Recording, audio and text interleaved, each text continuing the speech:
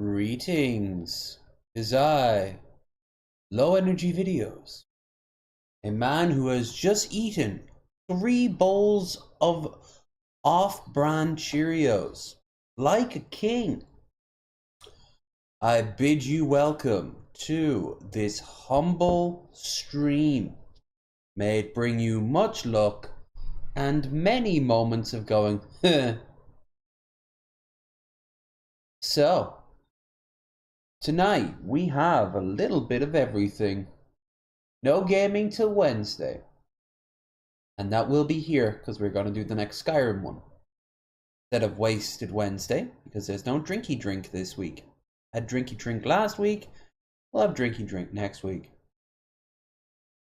We are going to be looking at a bunch of random videos. But to start off,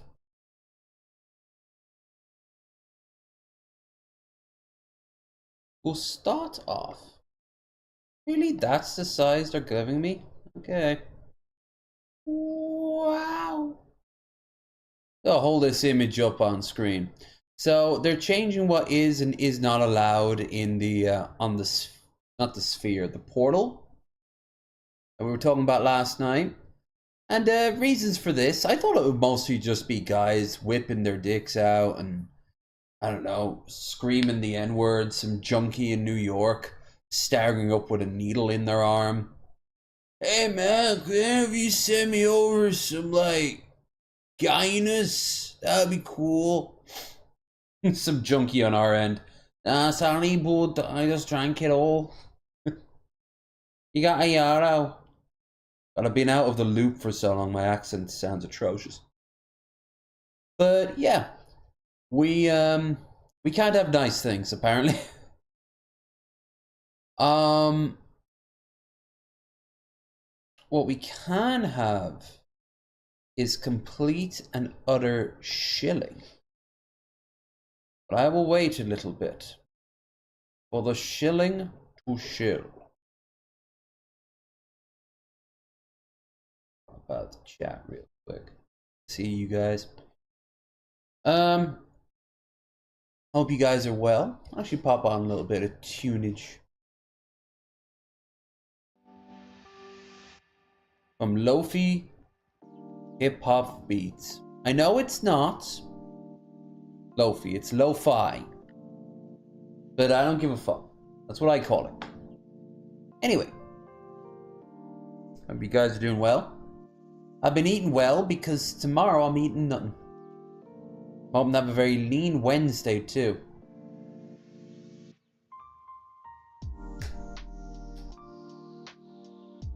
But today has been pretty damn dope-erino. In my exercises, had a nice long scrub in the old tub down in the club.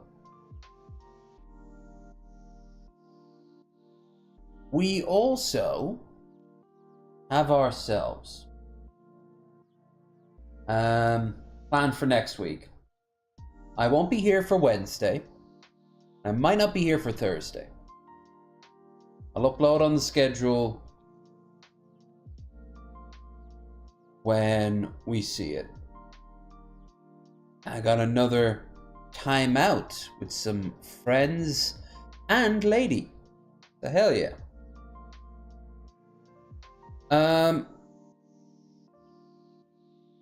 Also, don't forget, now I'll do my shilling. This Sunday, we have Lush Gaming returning. Another very old friend of mine. We've had her on numerous times. Friendar is ecstatic, as you should be. We'll also be over on Twitch after Wednesday, till back here on Sunday. Just doing some gaming stuff.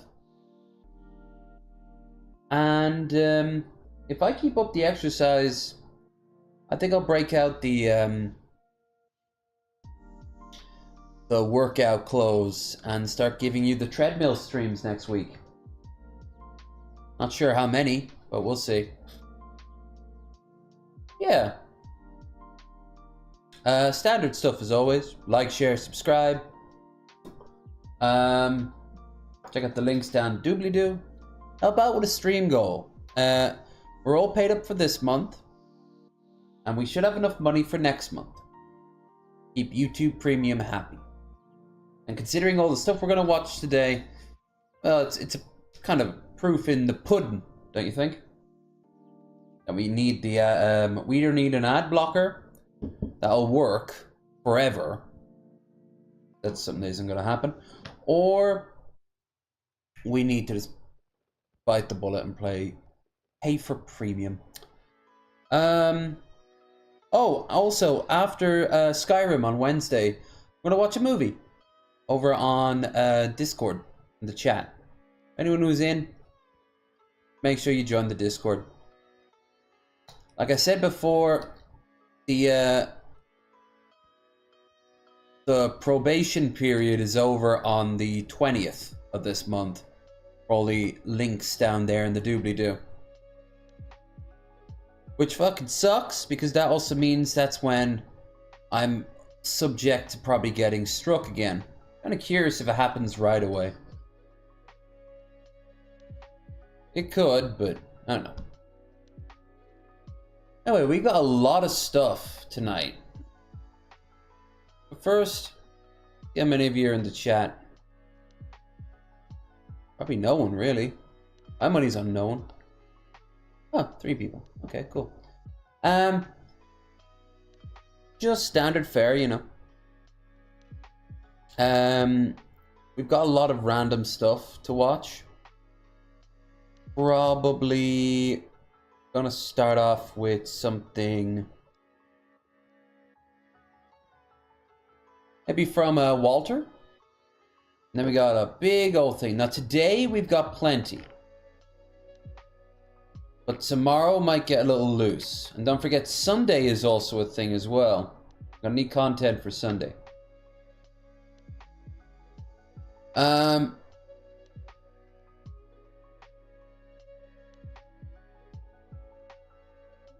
Oh, the biggest thing we should talk about, though, is Daniel Larson.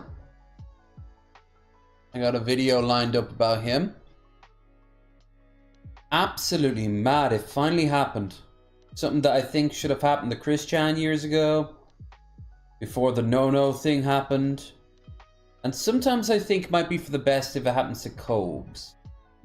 Not just the long arm of the law putting them away in the drunk tank, but this was insane. Like, Daniel was sending constant messages and threats to the White House and I think Congress.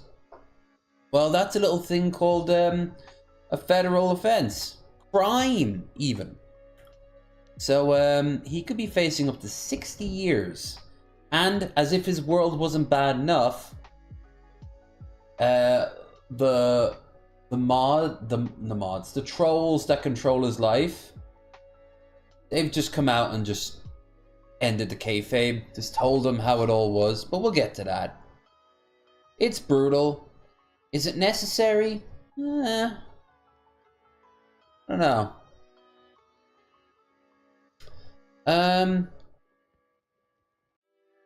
Beyond all that, we got a lot of little short clips, some bigger videos, just stuff we didn't really get a chance to watch on Sunday.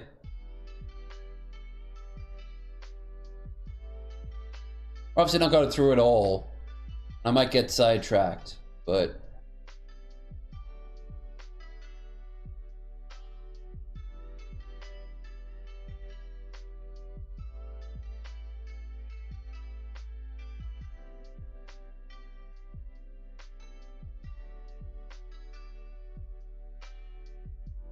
I like the shamisen in this one.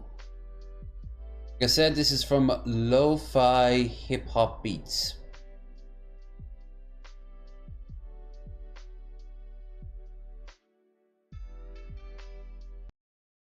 I guess I will turn this off and let's come back to it as we need to. Boop, boop, boop.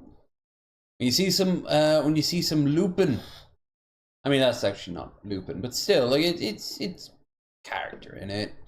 What is you're in for a good time? So yeah, let's just jump into it. My name's Walter, and we're back here Hi, with some more Walter. posts and stories from Reddit. Once again, we're talking about the type of men who like to call themselves nice. Yay! So let's just get started with nice guys from Reddit. They're always so nice. These posts come to us from Reddit Nice Guys. I believe everyone here must already be familiar with the man versus bear situation. Oh, they got so butthurt over it. Can't you just acknowledge that bears are better? No matter how many ways you swing it. You want to go down to a literal bear? You want to go down to a gay guy, also a bear? I mean, a mauling? Sure, a mauling will happen. But the bear won't try to, like, belittle you or, like, threaten you. The bear will just run at you and swipe at you and go, "Rawr," probably thinking, "I am bear." I'm absolutely disgusted by the amount of women who genuinely believe There was these two different types of guys during it. One's screaming at the top of their lung. These are the negative ones, by the way. There's people like me who are like, "Hey, bears are funny." And then like the one screaming about how women don't appreciate men and this is why the West has fallen and blah blah blah blah blah blah blah. And then the other ones try to like mansplain to the women. Do you not know what a bear is? A bear is like 10 times stronger than a man. There's some videos out there that prove... I think that's the point. They'd rather be mauled to death by a bear than dealing with a guy they didn't know in a situation where anything could happen. Because at least with the bear, you know where you stand. Underneath its paws, it's rummaging through your torso. safer with a literal predator that could eat them alive than with me or another man just because of their gender. Yes. This, coming from the gender that screams sexism and misogyny every chance they get, is a hypocrisy of planetary proportions. No. Women just cannot look at men in a healthy way anymore. All this feminism rhetoric has brainwashed them. Compared to all those guys online who go out of their way to edit popular female characters, someone edited out Aphrodite's cheekbones from Hades because they thought it reminded them too much of a man's face. Someone like edits in these pictures of these anime girls in bikinis to have like the Adonis belt or whatever, just so they know that they have a female that they're masturbating to. They're a collection of pixels.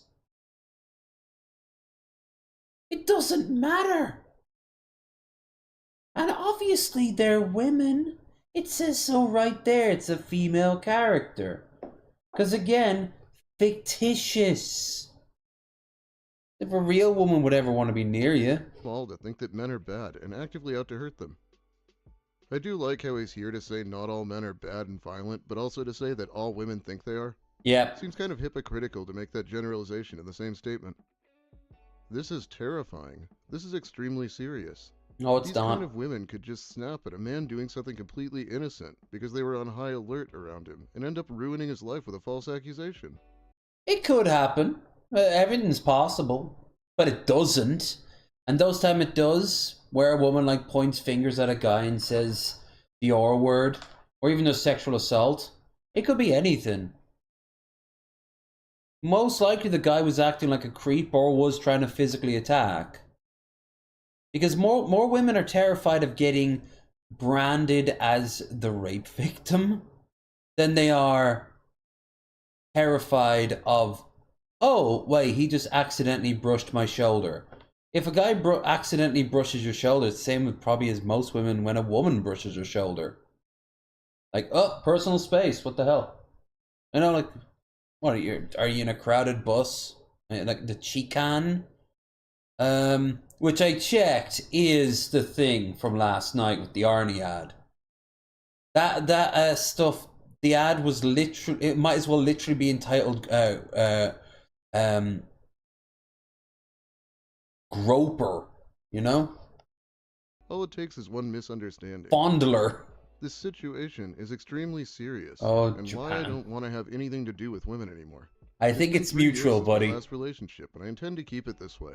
Oh. Someone who sees men in such a distorted way could never have a healthy relationship with one. Well. It's also hurtful that someone who never hurt anyone, and always does his best to make people around him happy, always supports his friends in times of need, and has been a shoulder to cry on for many women in my life, could be seen as a danger. I'm a great person! I am literally terrified of women nowadays. Terrified and hurt. And the more situations like this happen in social media, the more my stance on this becomes cemented, and the more Oh, baby. You know he's writing from his common room's lobby in his college. He's like 19. Bless. I want to stay away. Bless. I've got to feel like if he's actually good to women, the ones he knows probably aren't talking about him, so I get so mad. Yeah. Reminds me of Elliot Rodger convincing his parents to send him to an all-boys school because he was scared of women. This is terrifying. Women could just snap and ruin a man's whole life. I'm so terrified of women these days. So pick the bear then? If you're so terrified? Bears Yeah. cannot accuse you of rape, so clearly you could never choose to be alone in the woods with anything as terrifying as a woman, right? Right? Say you're so scared you have to pick the bear too. Say it. The bear wins. He's literally saying he's terrified of women and wants to stay away from them and can't understand why women might feel that way about men. Your roll is too slow. Mine is too fast. I thought we could meet somewhere in the middle. I adore you, but you aren't honest. Nothing about you is believable. I don't. You know he did a long sigh when he thought about that. What the fuck is wrong with you? Trauma, maybe? You're nuts. Nuts. Nuts. Someone offers you happiness, and you won't accept it. Who has time Nuts. this kind of You're nuts. bullshit? I don't. I am enamored by you. I do like you, but you're way too hung up on yourself. Very, very selfish. I just can't with selfish people. Sucks for you. You will never be happy. That's obvious to me. Good luck. Oh wow, she actually responded to him once. That's surprising. What I'm Playing actually, the victim. what I'm thinking of when he heard that was he heard that and like music was playing in his ears, and as he walked away, he dropped the mic, and everyone stood up and cheered. You'll find that doesn't get you far. Scroll back. Look at how many questions you asked of me. How much you know about me. I am not the least bit insulted by your rant. You do not know me, therefore you cannot insult me. If it makes you feel better, go ahead. I've dealt with worse. None of which you have inquired about while you whine incessantly about your daily struggle. I wish you the best, and as someone who can commiserate, I choose to rise above and celebrate. How many questions did you ask about me? Yeah, it kind of reminds me of when Lucas made response videos ranting about me. He just made everything up, like deciding that I was religious. Was it because I made fun of his atheism, maybe? Anyway, it didn't hurt my feelings much either. Hey, his atheism is funny because the only reason he's an atheist is because he thinks women will fuck him if he's an atheist. That's it. Like, he's thought about becoming Christian just so women might fuck him. He's thought of converting to Islam because women might fuck him. Anything he could do, if he could castrate himself for a woman to have sex with him, he'd actually consider it, and it would be like one of those moments when a robot is being asked to divide by 0 and the sparks fly out. Because, you can't have sex, but you got to make those telomeres work for you there, buddy. Damn it. I am so weak. I had no intentions to come crawling back to you and seek forgiveness. Damn it! Dude, anime has ruined so many brains. I love anime. I do. But just the tones and the movements, a lot of people think that's how normal people talk. And it's just, Japanese people don't act that way. Most Japanese people I've ever seen or talked to kind of huddle like a scared chinchilla, like at all times. Like, why is this ogre talking to me? But my brain will not forget about you, so fuck man, it's like a spell has been casted over me. Casted. Purposely deny myself Casted happiness? over Why do I you. do that?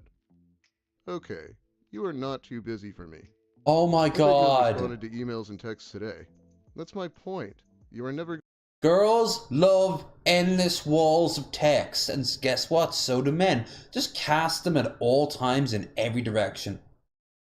Fill out your tweet and then repeat it. Start a thread, a 75-page thread, and post it on your main. And send it towards you, obviously yourself. I don't know why I said that part. Towards your romantic interest, or better yet, a celebrity. I'm sure you'll look very sane doing it. going to be happy because you won't allow a man to love you. That sucks so badly for you. Oh, hey, Troy. Grow old alone. Almost done at work? Sweet. Today and tomorrow we got plenty of time to look at many different things. Then on Wednesday we have Skyrim, and then afterwards, movie time. I won't say here what the movie is, but I think you'll go a little bananas about it. That's obviously what you want. Enjoy the fuck out of being alone. I think anyone would rather be alone than have to deal with this guy. I'm exhausted by him already. So dumb. I have just moved on. It just keeps happening. It's just this wall of nothing, endless. It's not that hard for me to attract women. Never It's has not that been. hard. But you act like you're God's gift to this world. Wait, She hasn't said anything to you past the first time. Did they have conversations off the phone? Someone tells me if that was the case, she'd talk to him more. This is deranged. He needs to have a gotcha right at the end, but you know he is crying so hard typing this that his fucking, like, his nostrils, both of them, are just destroyed. way too much effort for me. LOL. Good luck with that shit. OMG. Mine kept saying hurt people hurt people. I just could not convince the dude that it wasn't trauma the reason why I didn't want him. I can't believe how people could be like this. If someone said they don't want me, I would be just like, oh, okay, then fucking leave. Why do they even do this? Why do they get this obsessed and mad? Why they just don't keep on with their life? Lots of reasons. Even after months, he was searching for posts that include my name and reposting them, noting stuff like, I always know how much of a whore you were. Dude, just leave me alone, you are scary. We have been seeing a lot of men trying to convince women that they're rejecting them because of some past trauma. Yep. Sounds pretty annoying. Hey.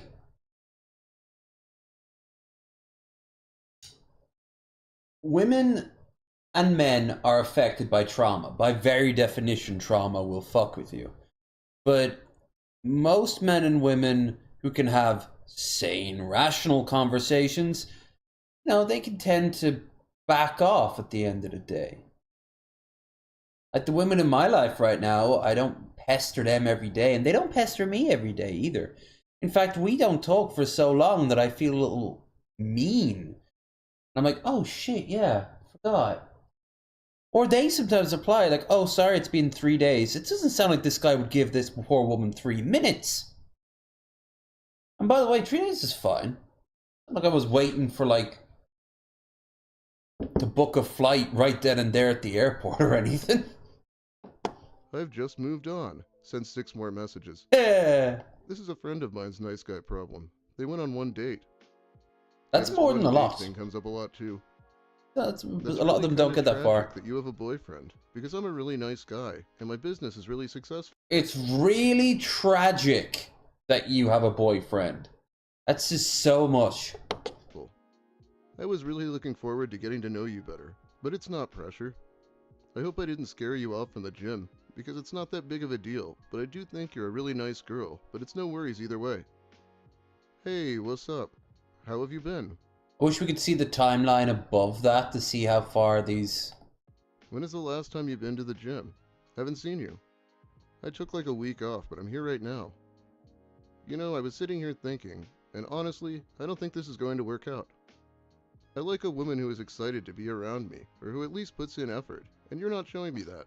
Yeah, from the beginning, it doesn't sound like she was showing you that in the slightest. Why would she want you? You sound needy and desperate. No one likes needy or desperate. To be wanted is not the same as needy. So I won't be texting you anymore. Only called you one time. And everyone deserves, by the way, to feel like someone else is excited to see them. It can be friendship. You'd know that if you had friends. I don't know why he's even bothering to tell her he won't text anymore. Just stop doing it. It is shameful to be this desperate. Hmm. Did he just break up with someone who wasn't in a relationship with him? Wow. Am I wrong for thinking you should still respond in situations like this?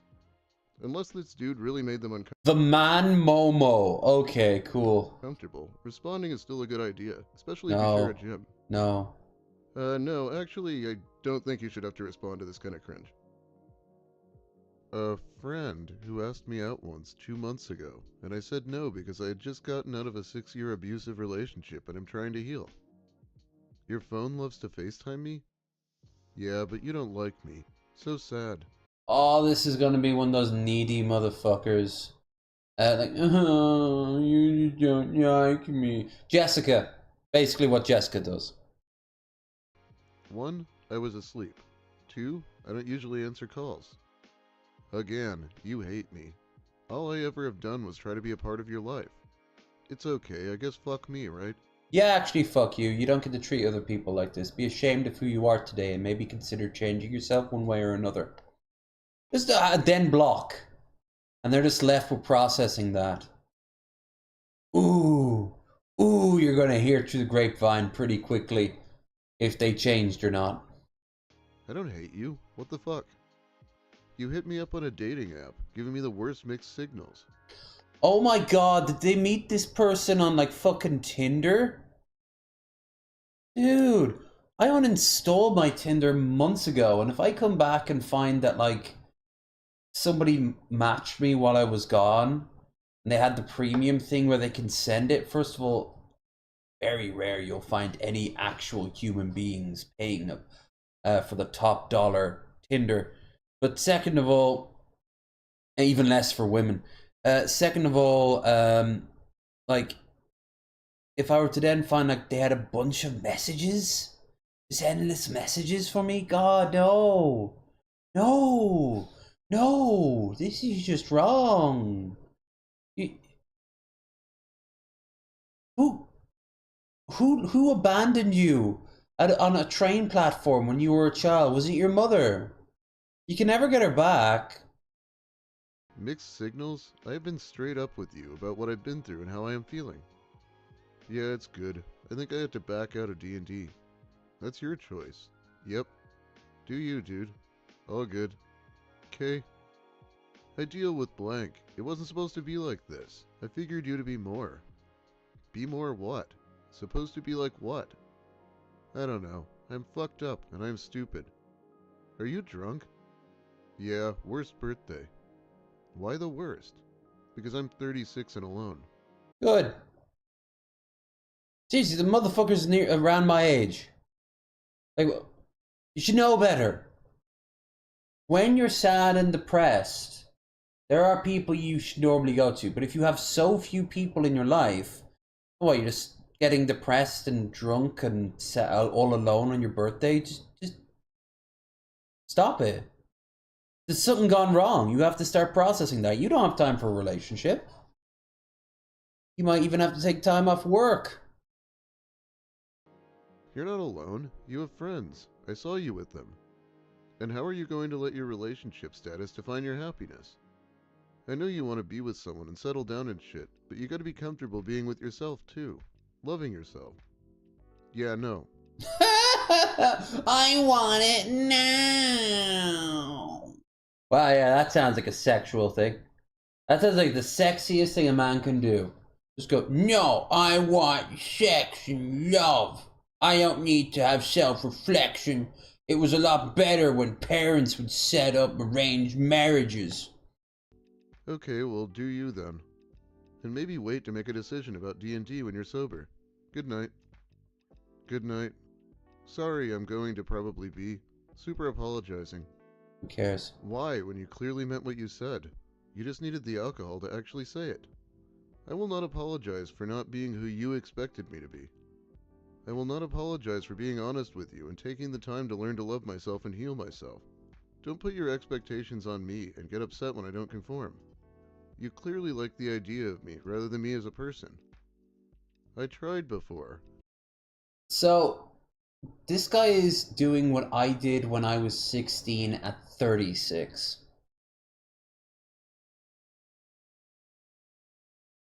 It's 20 years. Double the life he had already had. I'd have already had. Acting this way. Holy shit. No. But you turned me down, then made it about sex, and it wasn't my intention. My intention was to know you as a person. No, you're not. I feel used. Used? What the fuck? Like if I was a dirtbag towards you, I would have won or got what I think you thought I wanted. Oh my god. This is the forming of the knowledge that, like, the bad guy wins. Like, the bad boy gets the girl. You know what I'm bad at? Most practical things. You motherfuckers don't want to see me iron. Let's just say that.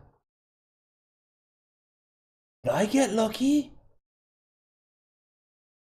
I get lucky on and off for all the time. Online and increasingly more. I'm putting myself out there offline. It does tie into me losing a little bit of weight, but even when I was at my fattest, I'm still doing it. That's complete This bullshit. is some Kobe Thanks shit. for that. I wasn't in for that. I'm done with this conversation and trying to level with you. Call it what you like. It's the truth. I just needed the clarification for what this was. None of this has any Now I know it payoff, means though. nothing to you. I can move on. We can be friends, I guess. No worries. I guess. What, does he think she's really desperate for friends? I feel like that ship has perhaps sailed. By the way, it was him who was begging me to do friends with benefits. I never once brought anything sexual into it. Edited to add, just some background information. I have known him for a long time. We used to work together and still have friends in the same circle. The reason I gave him so many chances is because of that and because of our D&D game. The next morning, he texted over and over that he was sorry, even after I told him I don't want to talk to him. Hey, after me saying that there's no payoff, we got a payoff. Maybe I should shut the fuck up. He is now blocked everywhere. The rest of the members of my group know what happened and stand by me. Final edit, the dating app situation. I had Tinder for like a week, looking to numb the pain from the breakup. Whether it was auto thumb or me swiping on someone I know, we matched. He messaged me. I explained the situation and told him up front I wasn't interested. This was 3 months ago. For the record, I did not end up hooking up with anyone and decided to go to therapy to find healthy outlets to heal. This twat is 36? Jesus fucking Christ. We can be friends, I guess. The hell we can. Yeah, and he's gone into like tsundere mode. Congrats, I'll have to pass on any future hangouts. The last interaction at Blank and Blanks was uncomfortable and creepy. The sexual harassment is over the line, and I've let it go too many times apparently. And to add, I think you mistook my silence as acceptance when you gave away my tools. I wasn't okay with it, but I figured it was done, so what's the use of getting pissed? Until recently, when I had to go and buy all this shit again, and then I was rightfully pissed. I'm not sure in what world it's okay to give other people's things away, but I consider it a major foul. Yeah, I knew someone like that when I was a lot younger. Wow, so I read this yesterday, but I needed to take some time to let it digest. My response is this. While I have made some sexual innuendos previously, it was always in an attempt to flatter you a bit. I think you know that I wasn't serious, so whatever happened at Blank and Blanks, I have no idea what you are referencing. And to say it was creepy Damage is a control. little over the top for me. Not really. Yeah, I don't remember what you're talking about, but there's definitely no way it was creepy. Secondly, the only tools that I gave away were tools that you gave me that I believe were previously your father's. I thought I clearly asked you if you were sure you wanted me to have them, and also if you wanted them back. To my recollection, you... Dick pics aren't a means of flattery. Telling me you'd like to bend me over multiple times isn't flattery. The Blank and Blanks thing was at the end. While we were getting ready to leave, you mentioned again how you always peeked out your window at me and thought about bending me over. Dude, it's just so try hard. Like, there's a natural time and place for it. It comes up naturally. And if you suck at it, let the girl do the heavy lifting. I don't know about you, but I kind of find that a little hot. The woman kind of slides across to my DMs. I'm not sure where the flattery is, but that ain't it. Creepy. And you're offended? About the tools, you said to bring them over, you had space. I did that and said I didn't care if you used them. A phone call or text maybe before they're given away to charity. As far as dick pics, it was one pic on a night when I was feeling insecure about a previous relationship. Not pics, plural. One pic on a drunken, insecure night. How many times did I have to listen to you talk about this date, and this one night stand, and that Tinder? She can talk about that shit all she wants, but you sending dick pics is kind of a little different thing, don't you think? Little different. Little small. Date, etc., small etc. phallus. You might want to take Small a good look ego. in the mirror before you go throwing stones at somebody else's window. And I love because they're in a friend group. They've had to have shared this. She had to have shared all this afterwards. And then that friend group like, yeah, I saw the DMs. What the fuck? Oh, those were edited to make me look bad. Really? Yeah. Or we heard all the times you were talking. You are angry about something, but I am not going to take the heat for it. Total bullshit. I was a good, loyal friend. Loyal. Was, I think, is the operative word here. Don't need the drama. Take it somewhere else. My favorite part is, how many times did I have to listen to you talk about this date and that date? Followed with, I'm a good and loyal friend. Please, he was never your friend. What a loser. This guy sounds like he's just assuming he'll be forgiven if it was only one dick pic. Like that just happens to anyone on a drunken night. Yeah, well, I do know fucking people who whip their dicks out when they get absolutely trashed. Normally people with who've been going through some trauma and shit like that. I'm saying this guy is. How could he not see what he did wrong? The lack of self-awareness is staggering. I am amazed he's even sentient. You should be flattered I sent you a gross picture and made gross comments. This guy's beyond help. I don't really know what to say. I try to give people space, which is why I didn't reach out to you today. I feel like you're being down on me for no reason. I like you, and I'm just trying to be friendly. You seemed open at first, but now getting the feeling like I'm not wanted at all, which is a little disappointing, but life goes on. I thought my chances were pretty good considering your track record. Hate me if you want, but So you're just outright claiming she's a slut. And if she still turns you down, that's how lame you are. Like, not even the slut is? I mean, she's probably not a slut, but even if she was, you get nothing. Frank, for example, told me he's hung like a hamster and pretty much no good in bed. LMAO. I don't feel bad for saying that. Was this Hunter Thompson's wife's ex-boyfriend who ended up having that standoff with the police and blew his own brains out? Because he was obsessed with Hunter having a small dick to the point where he has to hear her say that he has a small cock and that he actually loves her. And he was saying this to her via text as he was trying to fire into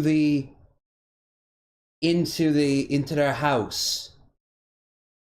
And the police were like screaming, "Put the weapon down." We watched it a while back. Holy shit. Like, I've never been the most luckiest compared to some, but I've been luckier than others, and all I can say is this is not my dating experience. The worst I ever dealt with was being too clingy. Getting shouty at times. Usually when something bad was going on. As if that justifies it. But, like, I don't remember being this pathetic as a teenager. And some of these guys are older than me. All the time. You deserve so much better, and to be blunt, that's me. Ah! I thought my chances were pretty good considering your track record. You can seriously stop talking to me now. Yeah, I wonder if that line sounded better in his head. Sounds pretty stupid when I say it. And this last one is killing me for some reason. You have medium-sized boobs, which are nice, and to be honest, boob size don't matter, as long as you have one big enough to grab a handful. and have nice shape like a ripe mango or something. Oh my god, this was written by an a hikikomori incel neat out of like Tokyo, but in an anime form. How are these people able to interact? When I see Marshall Matters, all I can think of is Marshall Matters the fourth, of course. All I can think of is, thank Christ, this fucker isn't near by too many people. But like, these aren't threatening; they're just pathetic. Shit, which you more than have. Your thighs are the perfect ratio of muscles and fat, big enough for a guy who likes thick things to appreciate, but also small enough to not make them seem overweight, which also a guy who likes skinny girls can appropriate. Your belly may be a bit hit or What miss with people. is this person autistic? Like it sounds autistic. Like not Walter, but the guy he's reading. Guys and girls, depending on their taste. You have enough chub on your body to make you seem full and Chub? whole when one hugs you or is on top of What you. the But once fuck? again, although it's not enough chub to make you look fat, someone whose beauty standards are for a girl to super slim may find that off-putting. Me personally, as a guy, find your level of chub attractive at an instinctual level.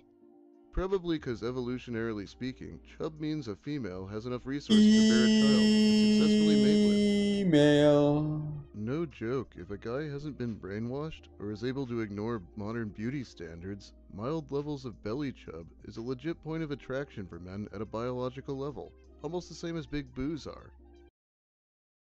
A few nights ago, I was fooling around with someone online, and if you know my tastes, you might be thinking, oh shit, is this how you hit on women, Lev? No, it's really not. Because if that was the case, I have the worst taste in women, as they seem to come back.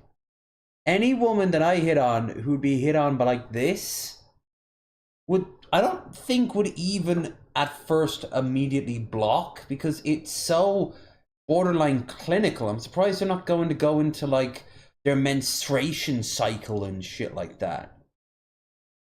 Like, this is so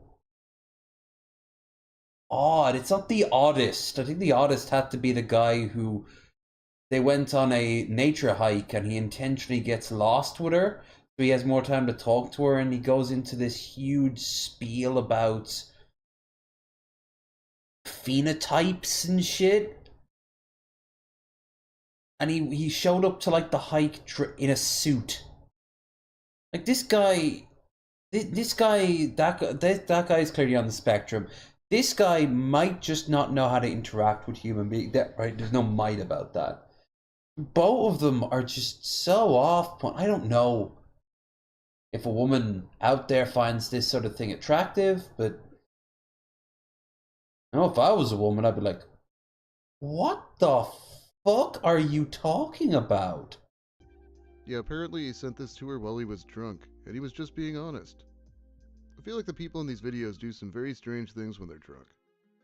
Anyway, I think that's about all the time A I lot have of for them you. can't handle being drunk the same way I can handle being stoned, but when I can't handle being stoned, I just need to lie the fuck down. When these guys can't handle being drunk, they basically get put on like sex offender lists and start writing suicide notes. And when I get drunk, I just end up rambling more than I do like this stream, and I end up basically just getting really tired, but not ending the stream. You guys know what I'm all about at this point.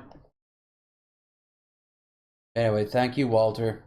Let's watch something a little shorter and hopefully funnier. What's this?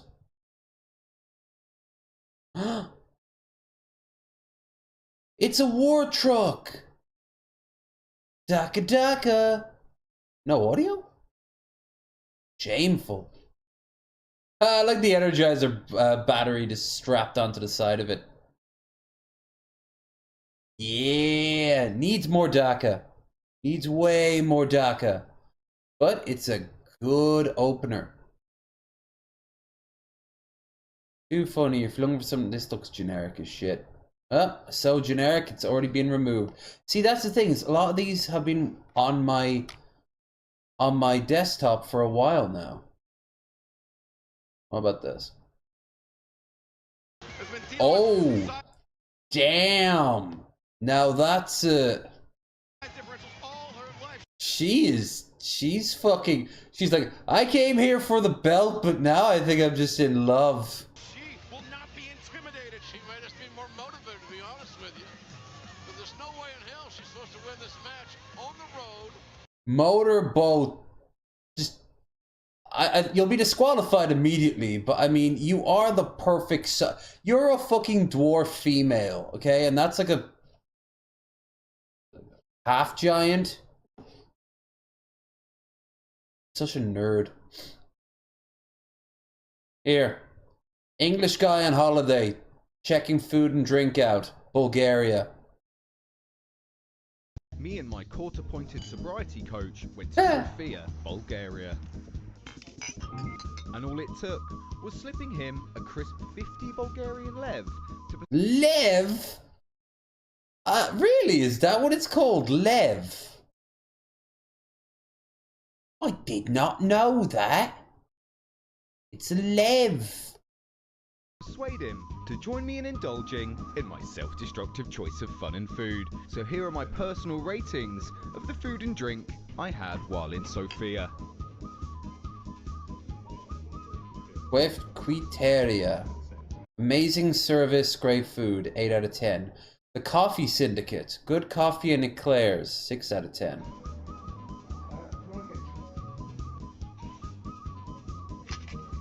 Oh, careful. Hey, who's gonna drop that? The Dukov Pub. Pure comfort food, cheap. Hell yeah. Damn. 7 out of 10. Cosmos. Fancy, interesting, cool interior. How much those? The prices are probably next to nothing. Ooh. Ooh. Rolling Dogs. Solid street food, 6 out of 10. Funada. Great coffee and baristas, 7 out of 10. Allen's. Best food I've had by miles. By a mile, 9 out of 10. Meet the Greek, I love that name, was smashed. It was good food.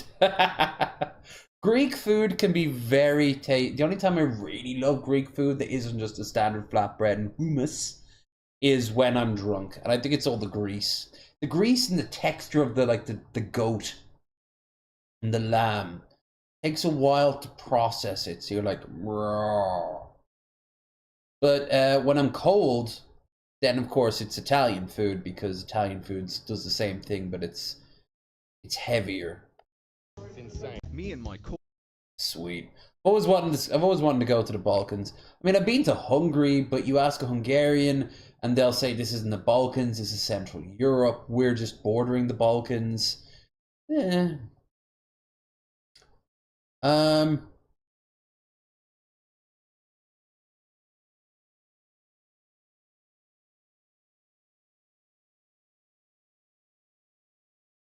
Manitoba, outside Cranberries Portage. Evacuations were sent out to residents nearby. I believe this is Highway 10. Crazy winds and running headfire. Unbelievable. So we've got our first wildfires of the year in America, the North American continent. Buckle up, buckaroos. It's only May.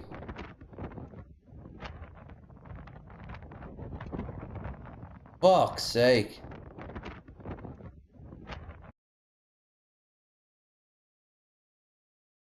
Let's have a look. This was posted yesterday. Massive fires, CBS.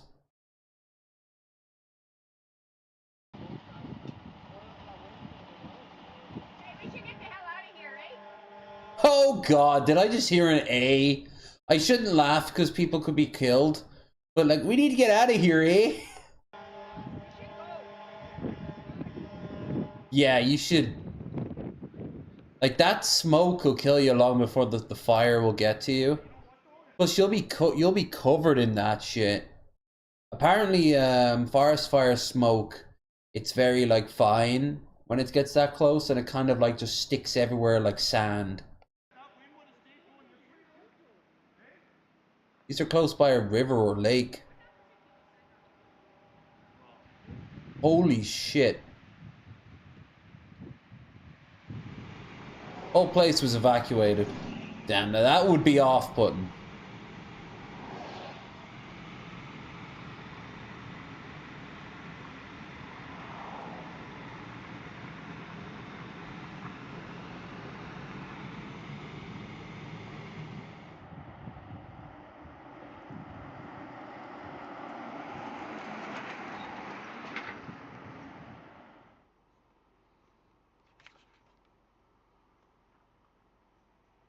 This will be small in comparison, or it will still keep on going. By the end of the summer.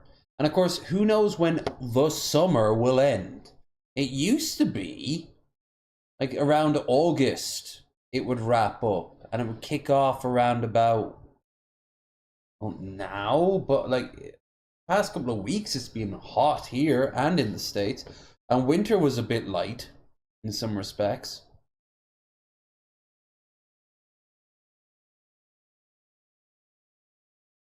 But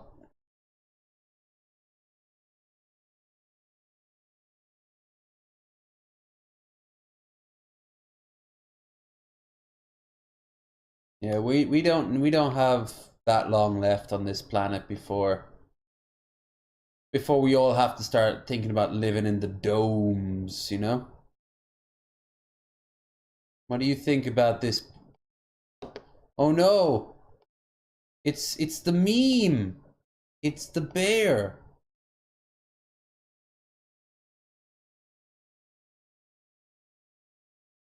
Going right after the bird feeder.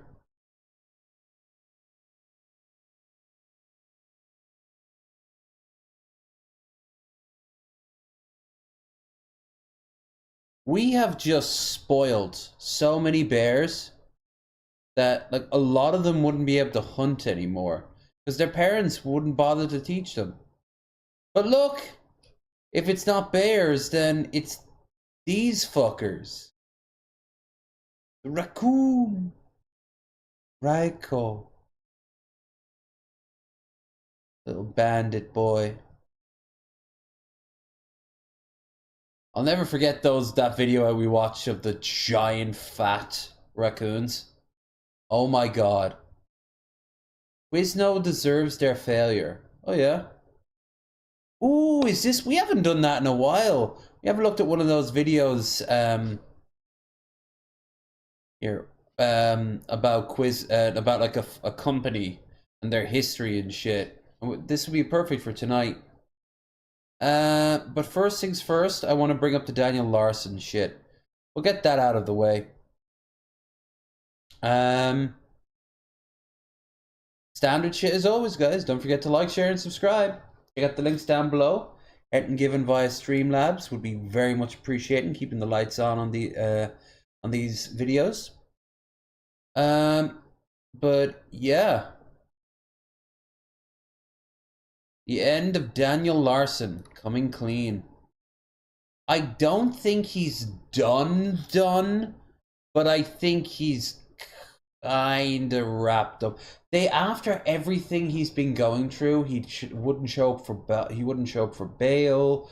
He'd vanish on his parole officer. He's been done for breaking and entering so many times. Done for physical assault so many times, and now these bomb threats. There has to come a moment where he's just like, the law is like, okay, it costs more to bring him in for a little bit than a lot. He's staying put this time. And let's be real here. If Daniel Larson wasn't white, he'd have been arrested for good years ago. He's just very mentally unwell.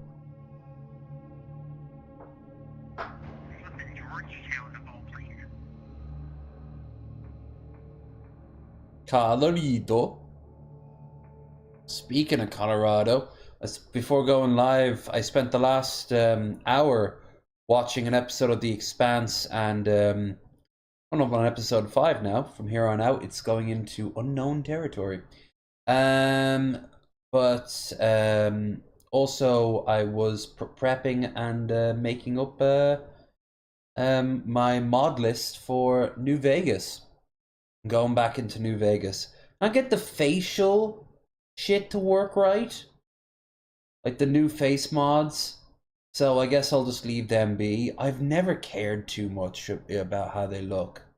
Most people just want it as like spank bank material, but I kind of they look too much like real dolls in that mod. Leave them be. It's New Vegas. It's meant to look a little ugly. Same with Oblivion. Skyrim, I can take or leave the weird skull shapes in Skyrim. If you want to doll them up, fine. Fallout 4, they look good. Mostly. Starfield and 76 already outdated. Give us a new engine to work with. A brand new one. Stop modding the original. Went on a tangent there. Daniel Larson, jail. On April 30th, 2024, Daniel Larson's life was forever changed. A sudden communication blackout from Daniel to his management team signaled that something was awry. A call with his manager Clark would confirm the gravity of the situation. Oh my god. I'm doing okay. The feds pretty much got me. The feds got you? This time the feds got me. He was going on and on for years about how the feds are out to get him, but also that he at any time could have a team of federal agents. When he was there at the Applebee's, probably waiting for CC to show up to have a three-way. But yeah, he was going on and on about these fucking a worthless idea about him being able to call up the CIA or the NSA or the FBI or one of them, and now the FBI just comes and just takes him away. Yesterday, and sure enough, the feds were there, and they charged me with 7 counts of threats from the threats that I made. 7 counts of threats? Yep, under federal court. Yeah, it's a bit different. It's what guy from 55th Street, the Crip Mac? His name was Crip Mac. He had to deal with federal court. 55th Street. So this shit. The tone in their voices make it clear. This was not no ordinary arrest or incident. The implications were major. The violence and threats in question originated from Daniel's notorious YouTube channels, and for legal reasons, we cannot show the full posts, but they have. I just tried blank and I felt Jesus. Meth, maybe? Been reposted multiple times on Reddit, consisting of explicit threats. Too short to be horse? Incriminating admissions. These posts raised grave concerns among viewers. Law enforcement surprisingly reached out to members of Daniel's management team requesting proof of his threats. Members promptly provided the gruesome posts, ultimately giving officials the final piece of evidence needed. As seen here on a computer screen in a PlayStation 1 video game. To arrest Daniel. It turns out issuing threats against the White House, police stations, family members, and more is never really a smart move. Daniel now faces severe federal charges for these threats. And when the indictment was revealed, fans knew the end was drawing near. Yeah, the fans being repped, complaint, offenses, threatened to use 1 count to use explosive material, 2 count use explosive material. The user threatened to explosive. It's all the way down to the 5th count, and then 6th count is interstate communication of threats using his social media. Use of threaten use of explosive materials. So 7 counts.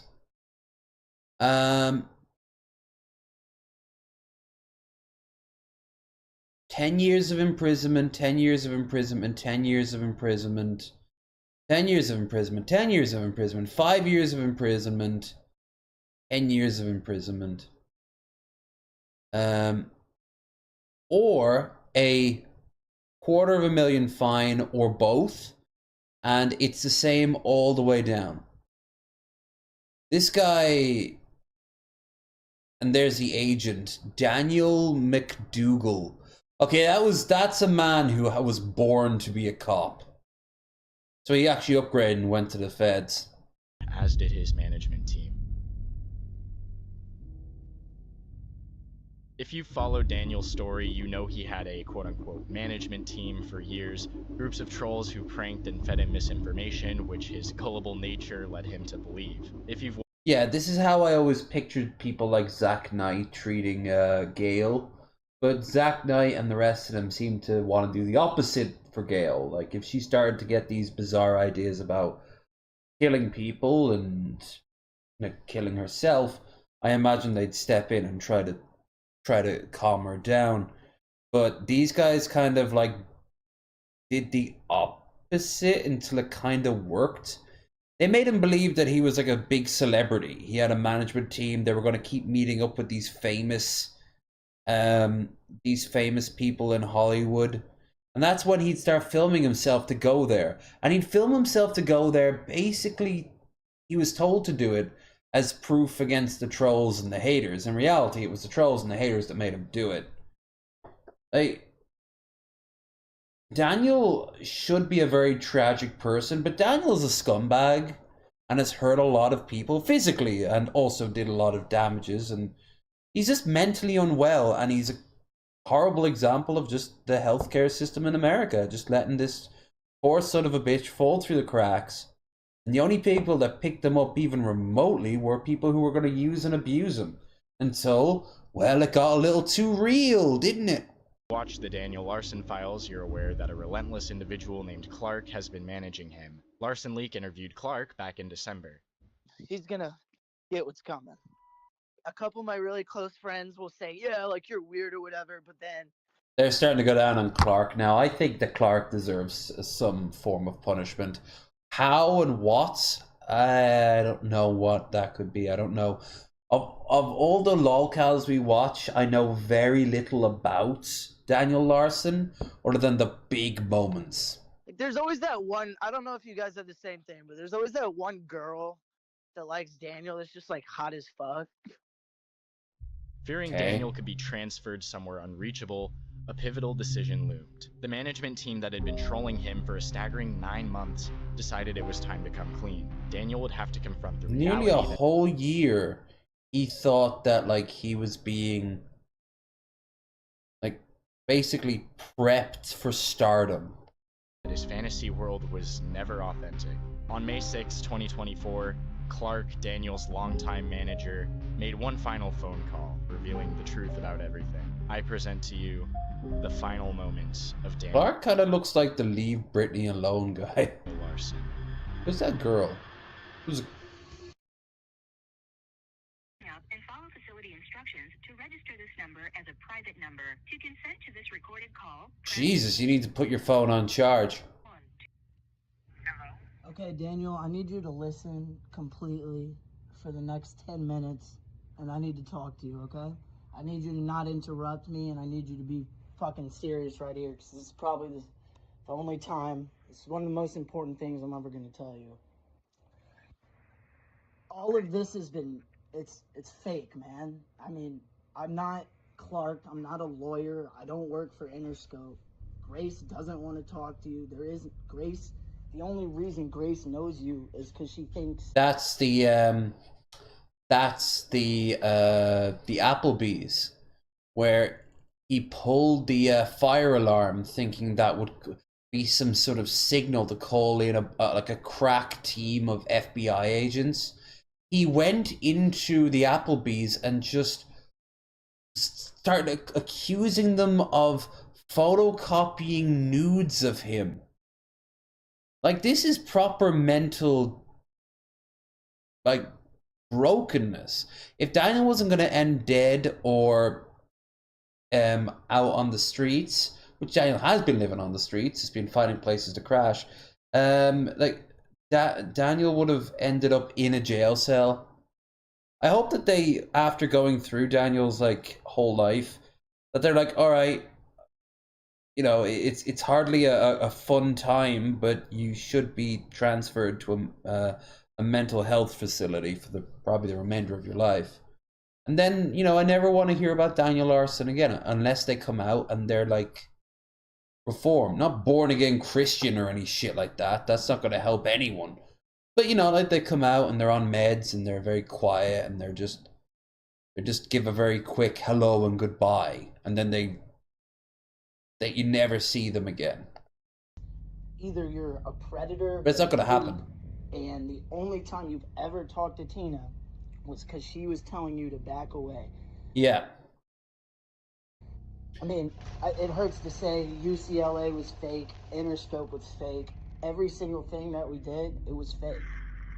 I mean, this is some deep state trolling. This is on par when Christian thought that they had they were going to have a conversation with was it not Toriyama, the one from Nintendo, about a game series. It was real, Daniel. I mean, and I can't keep leading you on here. And only because it's gotten real, you fucking coward. You need to learn your lesson, and I know we've acted like friends for the past 9 months, but really you're a sick guy, man. And yeah. I tried to give you the benefit of the doubt. No. You're already changing the narrative to get away from it, okay? The Führer bunker has been broken and you're already trying to flee to the fucking Western Allies. I was the first to try to surrender. And I would see you send those to 15-year-old Sky Brown, say your things. You need to get some help. And yep. I've been recording everything. We even worked with McDougall for a while, and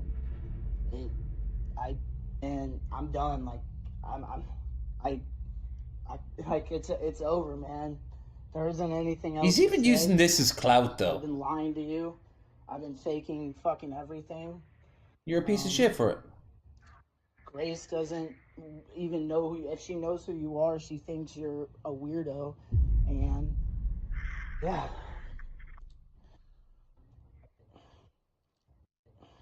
I mean, and I get some circumstances, but their Tinder kicked up. It just says notification. That could be just an ad. Or you've matched with someone in your area. You scan and it's like 500 miles away. At the same time, you really are a menace to the streets of Colorado. I'm a 20-year-old kid from St. Louis in community college, and I know literally nothing. Same with the girl from Kiwi Farms who did the thing to Christian. I won't be answering any more calls anymore. It's probably the last time. Anyone who ever does something like this, they can't, like, from Clark's point of view, they can't be all right in the head either. I remember that kid who tried to bring me onto their Discord where they catfished a bunch of older men to send them their junk. And I was just deceived them, and I was like, what the fuck is this? Why did you think I want to see this? Why do you think I want anything to do with this? This is beyond a red flag. I'm half tempted to fucking report you. What the fuck?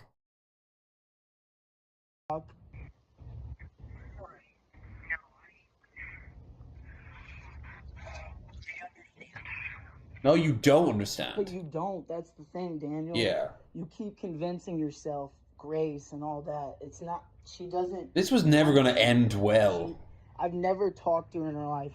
Like Cobes, it could become sweet and kind and tender and good. And there was a time maybe Christian could have had a way out. But there's no way this is going to end in anything other than Daniel most likely getting shivved in prison. Or getting maybe attempting to end it all. Like, Jesus. Up on the internet. This is just a Like, bleak story. Fucked, and it's over. You know? Yep. I'm sorry, not really at the same time, because this has been the fucking weirdest 10 months of my life, and Why did you do it? Talking to a pretty much pedophile for that whole time, while also hurting my image. I even got fired from my fucking job in real life for this. Then why did you do it to begin with? You just shot yourself in the foot. No, I'm in the middle of the most important call of my life right now. The internet has warped so many minds that were already a little afraid. No, you didn't. No. You can hear Daniel speechless, sighing over the phone as Clark breaks the devastating news to him. Without allowing Daniel much chance to express his feelings, Clark abruptly hung up. Good. The call lasted 16 minutes. We've heard. That's what Daniel's feelings are. That's what Daniel's feelings are. That face. Muffled responses as Clark repeated himself. Other management members felt Clark should call Daniel again to properly hear him out, but it might have been too late. The following day, when one more call was scheduled, Clark went radio silent. After hours of silence, Clark resurfaced with concerning messages in the Discord group. He shared a screenshot of a text from Bob Proctor that read, "Daniel wants to talk to you. He says he got in a fight. Sorry for the intrusion." It appeared Daniel had gotten into an altercation with other inmates, and everyone urgently wanted Clark to call Daniel immediately, but he didn't comply. Clark later revealed he had just gotten fired from his job for being quote-unquote too drunk, with the lore's finale in. There, see? Like, you don't go to work drunk. And that's coming from someone whose society, even when I started working as a teenager, it's okay from time to time and go and have like a pint of Guinness with your lunch. Most people didn't do it when I was working, but when I was growing up, they were. More of a UK thing. His grasp, Clark ghosted the group, leaving other members stranded without warning. Oh well, After they'll get on attempting to with persuade themselves. Clark to redo the final call, he reluctantly agreed. Oh. It should have just... and may be monitored. If you believe this should be a private call, please hang up and follow facility instructions to register this number as a private number. To consent to this recorded call, press 1. To disconnect, thank you for using... Never be this down the rabbit hole of the internet. You know, us watching Cobes, commenting on him, like joking and kind of hoping that he'd end up being a DM in our chat. Him even occasionally popping in the distant background. All this, it's all well and good. But my God, it is so unnecessary to go this far down the rabbit hole for such a negative thing. What benefit was anyone having? Clout? A little bit of money?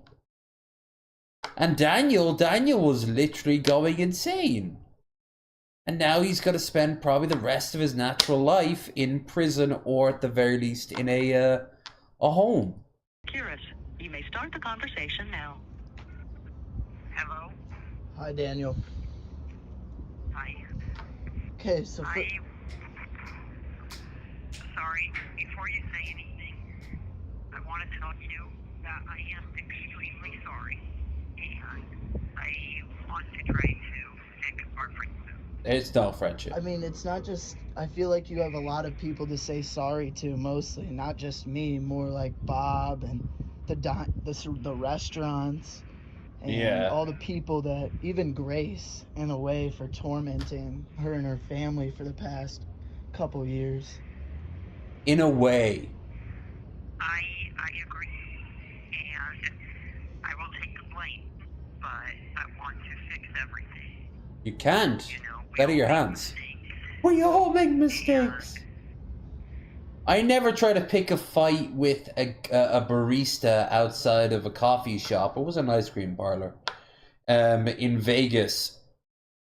And start then screaming the N-word. I never try to sleep at a gym or someone's garage. You know, we all No, stop defending yourself. No. Right, and it's how we make progress. No. You've made I no, agree, you and I know that negative Bob's been talking to you progress. recently, so I hope you said You might as well be sorry on to him death and row. everything, because I'm surprised he's even still talking to you after everything that went down. I understand. No, you And, don't. you know, with Grace, I also understand what you said about it. And that starts with me being honest too, and I regret even all the fake Graces and all that. Yeah, that wasn't right to do for Grace too, because I don't know her in real life, and I know she was probably not happy with people pretending to be her for the past couple years. So that does start with us too, but I mean, the way you took it was a little too far in some ways, and Some ways. I mean, and I do think, I do agree. yeah. I'm not sure how this ends. We've been in contact for so long now, you know what I mean? I want us to be friends. Ew. I mean, you do understand everything I told you, though, in the last call. Like, all of this has been pretty much made up. I know it's hard for you to know, but you got to realize that before the trial, before they think you're crazy. Oh no, he's crazy. In every form of, like, he is a textbook example of someone whose mental capacity is just broken. And it's because of trauma. It's pure PTSD that shattered his mind.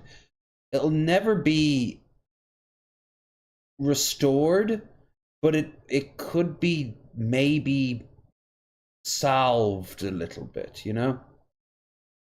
But he's fucked. He's never going to hold down a job, or even if it was something at home, he'd never be able to, you know, his friends would have to be very, very particular types of friends. And he'd probably push them away at certain points. It's just, no. Daniel's journey online, I hope it's over. You know, I agree. I mean, and And I do have to say that I do kind of know I do know what my public defender is going to ask tomorrow, but I don't know if they're going to approve it this time or the next court date. But I do know that we're making progress in the right direction.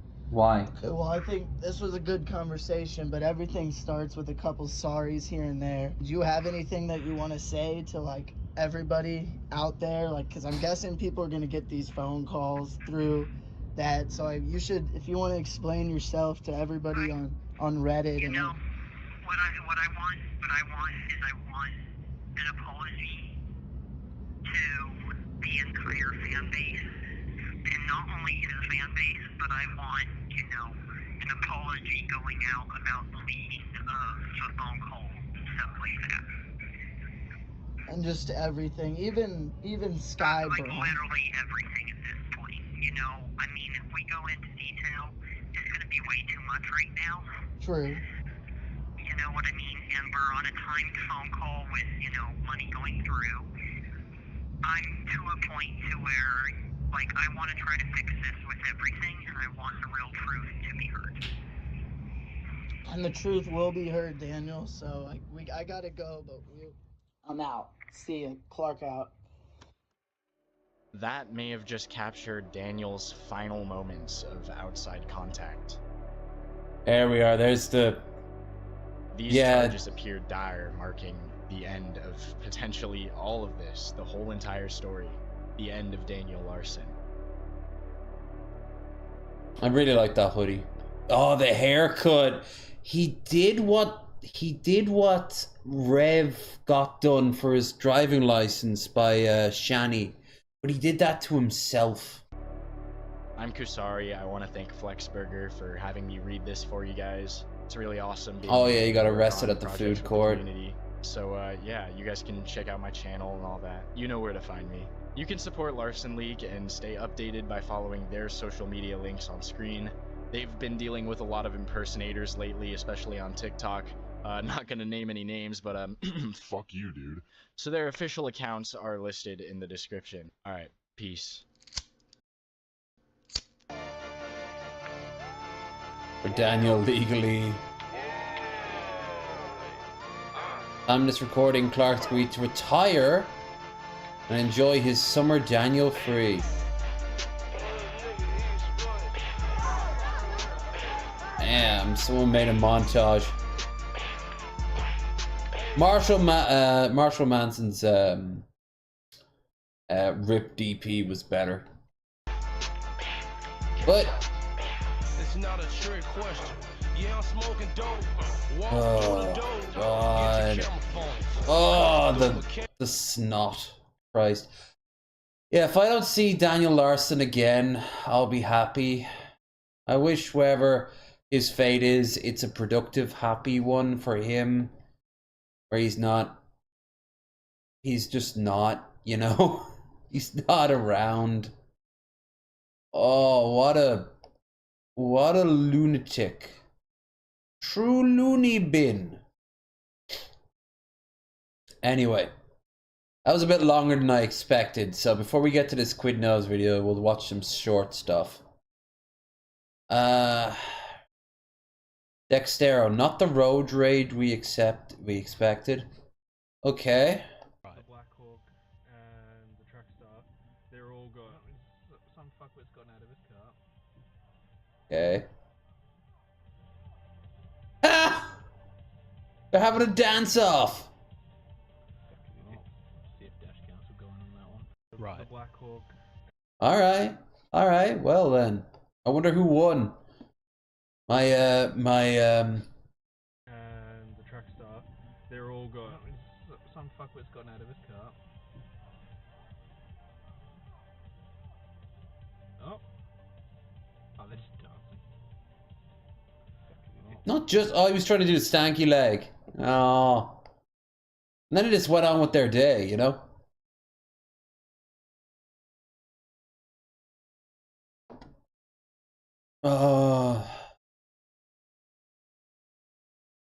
I couldn't have Daniel just danced away the crazy. Kitty witty.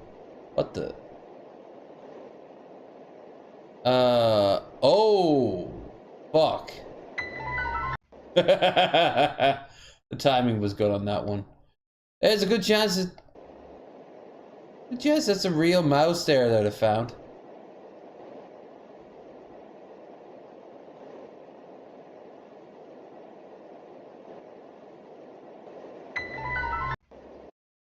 Run away! It's a mouse! Oh! And from a mouse to a pig.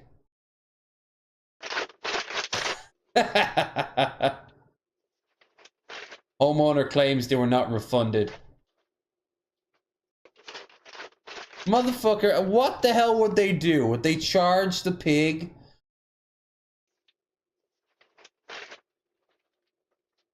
I like how it stops just to be like, eat it, and then it's like, no, wait.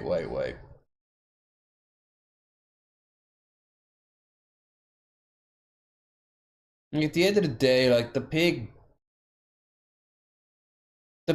was waiting in the wings. I imagine DoorDash orders that aren't getting collected at the front door, they're going to become increasingly more and more just the animals of food of choice.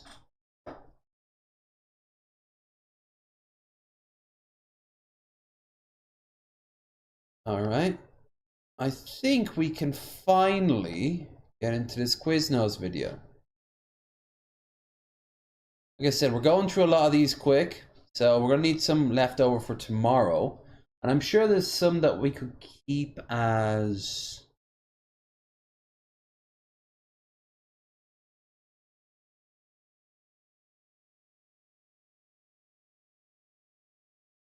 I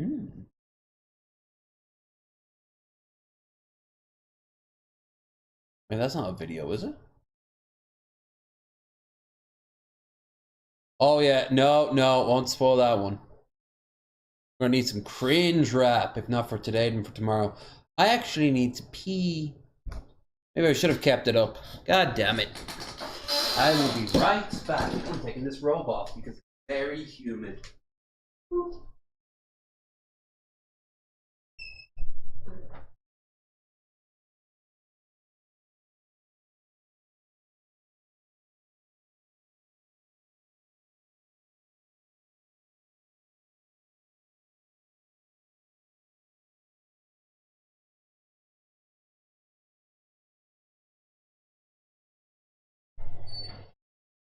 Why is there a single sock and a shirt in my bathroom? My drunken peasants one? It is. Oh man, I just did a giant wash. Pardon me a moment.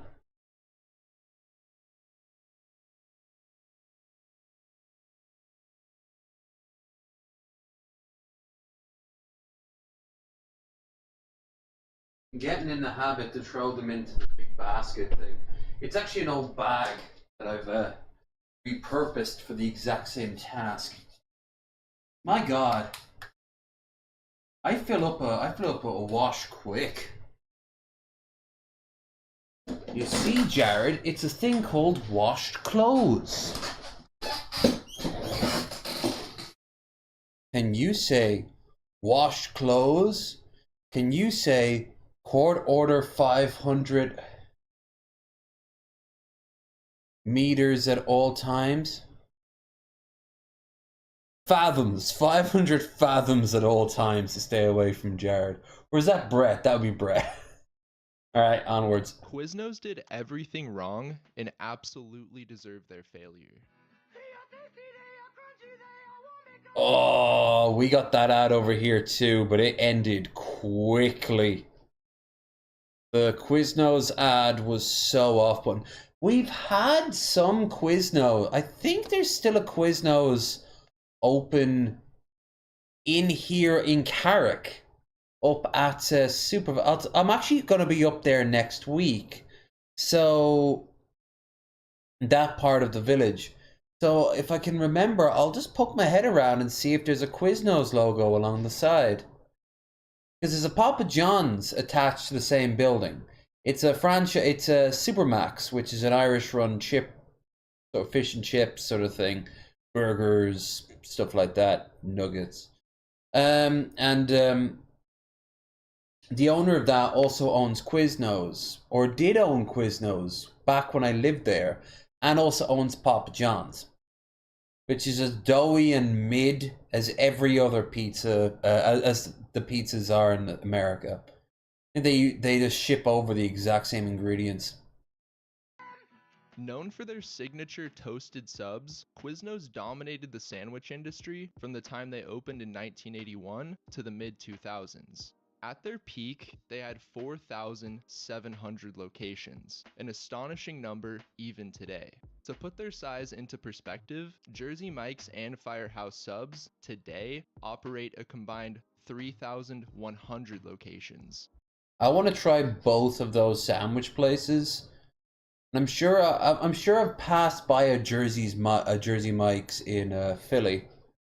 As I'm going to be in Philly next.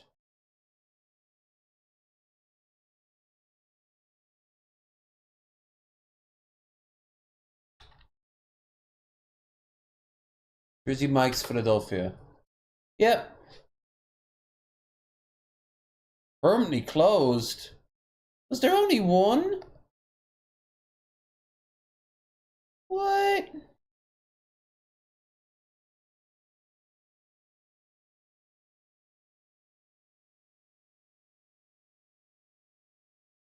Jersey Mike subs. I have all the old stuff when I was in New York last. That's the town I stayed at, Patterson. Wasn't he? As it turns out, it wasn't even near there.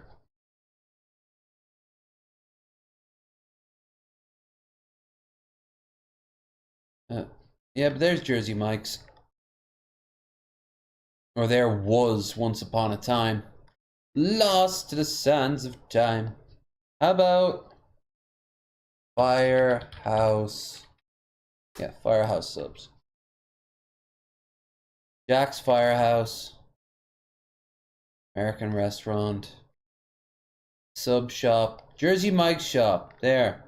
The next, I am not traveling up to fucking Festerville? By the skate park. Festerville.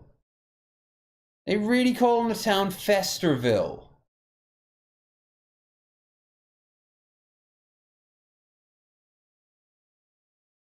Nearby a casino. You follow the rail up. Oh, there's a Trenton. Oh, there's some up in Trenton. I really want to. Meth head. Meathead. Oh, meathead. I was like Meath. Head cheesesteak. Hmm. And there's a Panera Bread if you want the most mid shit on the planet. You know, saying all that, I will say that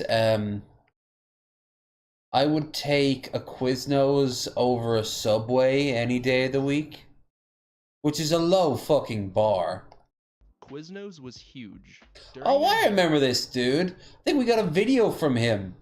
Heyday, they made billions in annual revenue and gave Subway a run for their money. Now, that's far from the case. In 2023, Quiznos operates less than 400 locations. That's From just deck. 2007 to now, their business shrunk by... That's just the location has kept the one from Texas Tech alive. 90%. And this collapse is far and away the biggest failure in the history of fast food. The current state of Quiznos is sad. However, what was like the name? It's clear they had a flawed business model from the start. In 1981, business partners Jimmy Lombardos and Todd Disner opened the first Quiznos location. Those names sound fake. In Denver, Colorado.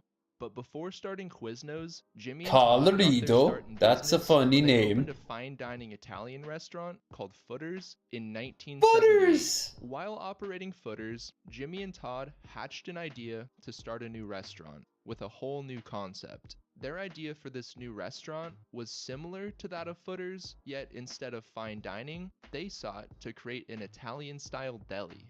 In Footer's Kitchen, they formulated the brand concept and menu for Quiznos. Using their knowledge of Italian food, they developed a full menu, including submarine sandwiches, soups, salads, and a few pasta dishes. They invented recipes for red wine vinegar dressing and for their trademark soft baguette. Instead of using chopped and formed meats, they opted for quality cuts of whole muscle meat, including capicola and Genoa salami. But most importantly, before adding any vegetables, they toasted the sandwich to melt the cheese and bring out the flavor of the meat and bread. The concept of a toasted sandwich was an immediate hit, and customers fell in love with what at the time was a unique idea. From here, Quiznos began franchising, and that's where the first signs of trouble began. You'd think that they would already have that as a given. Like, oh, nowadays you just ask, do you want to toast it or not when you go into any places. But in these ones, they're just there like, toasted? You mean like at home? Which to a degree, we always try to aim for. Show. By 1991, 10 years after opening the first Quiznos, Jimmy and Todd had a total of 18 locations, each one averaging about $27,000 per month in sales. From the outside looking in, everything looked great, and their future looked bright. However, just below the surface, the business was crumbling. Was more text. Quiznos as a franchise continued to grow. It did so without improvements to individual restaurants, and the product quality at some locations deteriorated. And unfortunately, that's how it always goes in every chain ever. Like, you keep up with demand, you have to start like having pre-packaged stuff, pre-made stuff. What if there's a shortage of a particular really good type of cheese? You got to substitute it with most likely a lesser type of cheese. Some restaurants just lean in on it and make it their own. Others, like, they go out of their way to hold back the doom upon them. And then you got Subway, which will just start like, here, just keep buying franchises. 5 on the same street, that won't cause any problems. And it did cause many problems. Jimmy and Todd didn't have the money or expertise to address these issues and were unable to provide support to existing franchisees. So in January Franchisees. 1991, Jimmy and Todd made the difficult decision to sell the company. They sold it to a franchisee named Rick Shadden, who already owned and operated 3 locations with his father, Dick Shadden. By this point, Dick Rick had already been Shadden? involved with Ooh, Quiznos there's a for name. about 4 years. The Shaddens, for better or worse, made Quiznos what it is today. From the get-go, the Shaddens wanted growth, which is of course understandable. However, the Frothy. issue was how they went about achieving growth. They immediately began building an infrastructure that would promote growth and profit over everything else. As seen Just here 2 in this years stock after footage. buying the company, they increased their annual sales from 7 million to 8.5 million, and they doubled their locations from 20 to 40. It took Jimmy and Todd 10 years to reach 18 locations, and the Shaddens more than doubled this in 2 years. Encouraged by their immediate success, the Shaddens took Quiznos public in 1994, raising Nice. $4.4 million For them. for the company. The following year, in 1995, Quiznos opened their 100th store. And by 1997, they became the number 3 sandwich franchisor in the world, just behind Blimpie and then Subway. Blimpie, there's another one. Is Blimpie still around? I didn't hear a damn thing about Blimpie for the longest time. Blimpie. Subs. Yeah, it's still going. From Hoboken.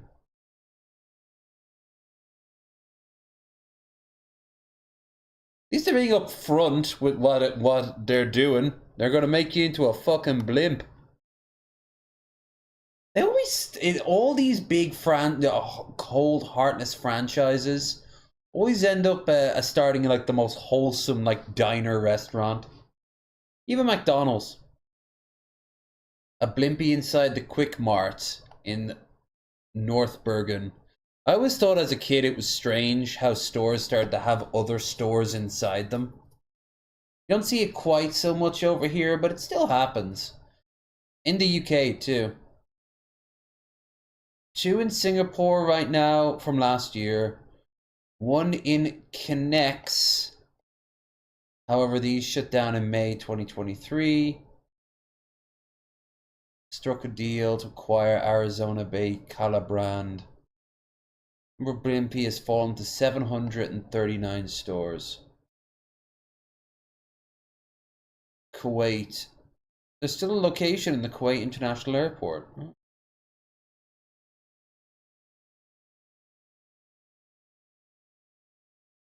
At the food court at the University of Texas, Texas Tech. Yeah, see? In Atlanta, in the Home Depot. There. Chicago Market. Yeah, I don't know much about Blimpie. Just a name. From Hoagies.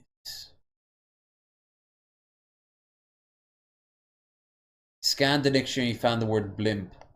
So they're just making hoagies. Okay, cool. Workers read the Hog Island News. Like hogs. Steal your DoorDash, so turn them into DoorDash. From here, they continued ramping up the rate they opened new restaurants until they reached a staggering 1,000 locations by the year 2000. Once again, from the outside looking in, things looked... That's how a normal person eats their stuff, yeah, okay. Fantastic. Franchisees were seemingly making money and had little to complain about.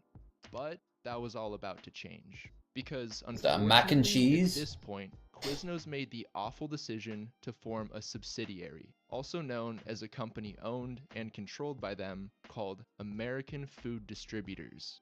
Franchisees had no choice but to buy their food and paper products through this company. And all the products were allegedly marked up so high, it became near impossible to turn a profit. And the Shaddens did nothing to alleviate this problem for franchisees. They did the exact opposite.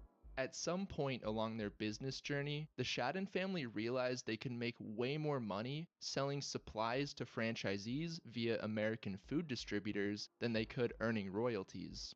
So yeah, it just destroyed themselves. Yeah, it just destroyed themselves. Oh wow, yeah, okay, yeah, fuck these guys. Hey, look at these people who scrimmed and scraped to buy their first franchise. Wow, good for them. That was a nice little bit of money. Now, how about you just keep giving us money forever? According to an article by Wolf of Franchises, in peak years, American food distributors made $200 million in revenue, while royalty revenue was roughly $70 million. And all the profits made from this allowed for even more growth, because between 2002 to 2004, Quiznos ballooned from 1,700 locations if you to will. 3,300 locations. Around the mid-2000s, franchise owners began voicing their concerns when national promotions mandated they offer low prices, but they had to pay above-market prices for their supplies. Franchisees became fed up with not making enough profits and started suing Quiznos. One lawsuit cites a memorandum drafted by a Quiznos lawyer in 2003 that stated 40% of Quiznos units are not breaking even. How are any of the breaking them even? Prospective franchisees say they were never told. Franchise owners felt scammed when their franchises weren't performing the way they had hoped. They felt like Quiznos took advantage of them. You also have stories of people like Elisa Whitehall, who say that 3 years after handing over her check for the licensing fee, she had yet to open a Quiznos in the location she bought, and Quiznos refuses to return her $25,000 licensing fee. According to a lawsuit, from 2003 to 2005, Quiznos collected about $7 million. You don't see this enough, but you like a lot of those bigger like streamers, TikTokers, Twitch, whatever, YouTube, like they could easily piss away a $25,000 like licensing fee, right? Why don't they just go ahead and do it for like a charity run? They'll buy off a Burger King, and it'll be a unique Burger King. Like Mr. Beast. I know he's got his own chain. But I don't know, someone Markiplier. Markiplier could buy off a fucking Popeyes or something. Dollars in fees from the 350 franchising licenses that it sold but never found locations for. In 2005, to add insult to injury, Subway launched 2 fatal attacks on Quiznos. Number 1, they added toasters to all of their locations. And That's number right. 2, they kicked off their $5 footlong promotion. Now, Quiznos had no unique marketing angle for their sandwiches and thousands of locations that were bleeding money. On top, most people would just go to Quiznos then just because it was geographically convenient. You know, and at that point, if you're just doing it because there's nothing else there, it's like the McDonald's in Carrick. It's not a very good McDonald's. There's usually a lot of delay. There's usually a shortage of supply. They've had to reshuffle the staff like twice. It's oddly built where you can't see your order up on the screen because on certain in certain seats. So they have to come out and give you a shout, which is fine when there's no one there, but when it's a busy day, and also sometimes the computer screens don't tend to like line up right. So if you're going in as they're switching over from the breakfast to the McDonald's like main menu, if you don't know just to wait a few minutes, you can be stuck forever on the breakfast menu. How we do it is we usually just bum around nearby a couple of stores before the breakfast menu kicks in. top of this, Subway's marketing was phenomenal, and Quiznos was not. Yeah, phenomenal. I mean, Subway had its other problems. Terrible food, borderlining illegal, overpriced for what you got. And this guy, who did nothing wrong. Unless, of course, that isn't Jared. He's dressed as Jared. Even though Subway's mascot Jared aged poorly and sucks, it was nonetheless a successful campaign that shaped everyone's perception of Subway. Subway had Jared, and Quiznos had sponge monkeys. And it only gets worse from here on out. I remember whenever you'd see that video, if you go down to the comments, there'll be people like, I thought I just taken too much weed or my meds. I thought I was hallucinating this. In 2006, in a leveraged buyout, Quiznos further sealed their fate when they sold 49% of the company to a private equity firm called CCMP Capital Advisors. Oh, This good. leveraged buyout left Quiznos with hundreds of millions of dollars in debt, on top of every other hardship currently going on in the company. But oddly enough, their massive debt paled in comparison to what happened next. In 2007, Quiznos hit their peak at 4,700 locations. But unfortunately, that same year, they also hit their peak number of franchisees suing them. This article by Janet Sparks I wonder if they further all came illuminates the together to situation. sue all at once in like one giant lawsuit. Or was it just thousands of little cuts by death by 1,000 cuts, you know? Quiznos encountered a franchisee revolt so vast that it has been forced to settle, following years of litigation brought by literally thousands of its franchise owner-operators. Last Friday, Judge Rebecca R. Pallmeyer filed an order and dismissal in federal court that brings a close to the lawsuit. The deal promises to provide over $206 million to Quiznos sub-sandwich shop owners. If it's divided among thousands of people and each putting in as minimum of 25,000 and others being in debt, not to mention their lawyers, some of those people won't be getting that much of their money back, if at all. And to the system as a whole. After the lawsuits, which prompted many franchisees to close their doors, Quiznos encountered the Great Recession of 2008. Yeah. With stores already struggling, the recession was effectively the final nail in their coffin. From 2008 to 2012, Quiznos closed over 2,000. I don't know about the rest of the world, but when the recession hit, Subway around these parts really started to boom. One thing people were noticing was even though it was an actual recession, it was also a lot of people would always have money for like comfort food and sweets and stuff like that. At that point, one of the people who did made a fortune during especially the early day of recession were like those novelty sweet shops, those like fancy candy stores, and like sandwich places and fast food.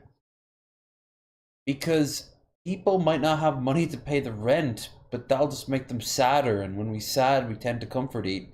If you've got some money in your pocket, like a few pence, you could save it, or you could go and buy something probably useless and very quick fixing.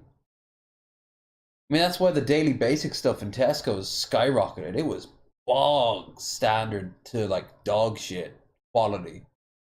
But when you could buy an 80 box of tea bags for like less than €1, yeah, you're gonna pick that shit up.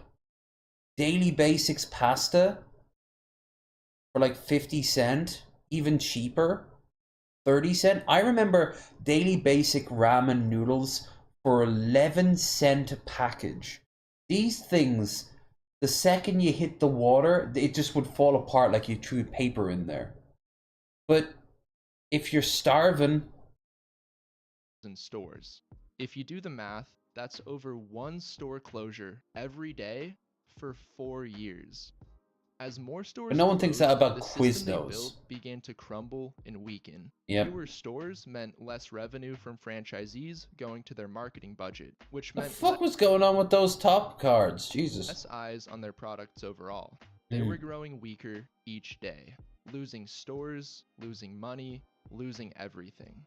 Finally, in 2014, after putting it off for as long as possible, Quiznos filed for bankruptcy on March 14th, 2014. They reported $875 million in loan obligations. Oh, I couldn't round it up to a cool billion. 2015 was truly the beginning of the end. At this point, they had less than 700 stores open, with more to close in the future. However, that same year, they launched a grill concept as part of their turnaround plan. This turnaround plan and grill concept failed within Hey, a year, and foosball. franchisees continued to lose money and close more stores. 3 years later, in 2018, a private equity firm called High Bluff Partners, for some reason, purchased Quiznos. Quiznos is an iconic brand. Yeah, they're just, you know, they're just biding their time. They're like hoarding gold, you know? With room for growth, Jerry Lopez, High Bluff operating partner, said in a statement, "We are excited about the acquisition." Well, it's been 5 years since High Bluff Partners purchased Quiznos, and about the Wrong way. Oh, only bless. thing that's changed is they have about 40 less locations now. As of right now, Quiznos has 176 US locations and 183 international locations. It's Like I said, it possible might be in our ours. lifetime we'll see this restaurant go completely extinct. And it's sad because, unlike Subway, people never complained about the quality of Quiznos food. Quiznos didn't fail because people hated their food. They failed because the people in charge couldn't care less about the health and well-being of their franchisees. Over time, they began to see and treat them as customers. They became a glorified, expensive food distributor, and for that, they paid the ultimate price. They're basically gone now. The closest one to me is over 2 hours away, and I can only imagine that distance will grow further and further over time. But what do you think? I think, thank you, modern business. Quiznos deserve their failure. I think that they deserve their failure. Block. Let's see if the nearest one near me. Map.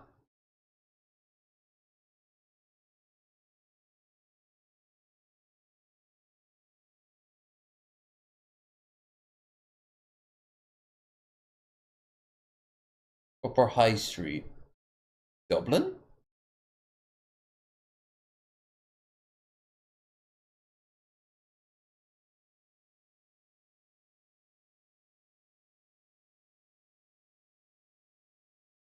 There's one in London. That's it. Must be more than that.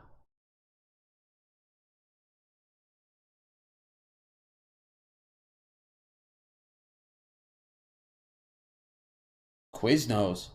How hard is it just to find a quiz? It's one in. All I know is that there's one in London. Okay.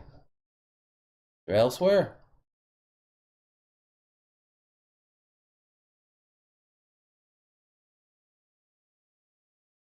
This is doing is showing traffic.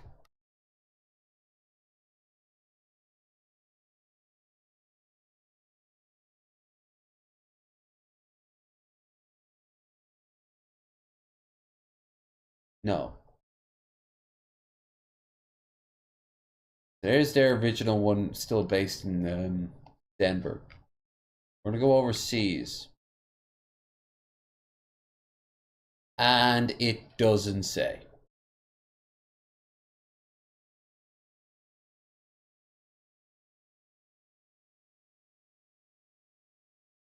Maybe the one in Quiznos is, the Quiznos in Ireland is gone.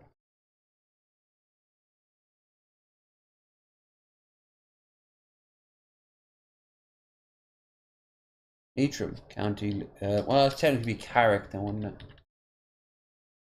Carrick on Shannon. That's Canada. They have one in fucking Newfoundland? Jesus, if they aren't miserable enough over here. Over there, I should say. Oh no.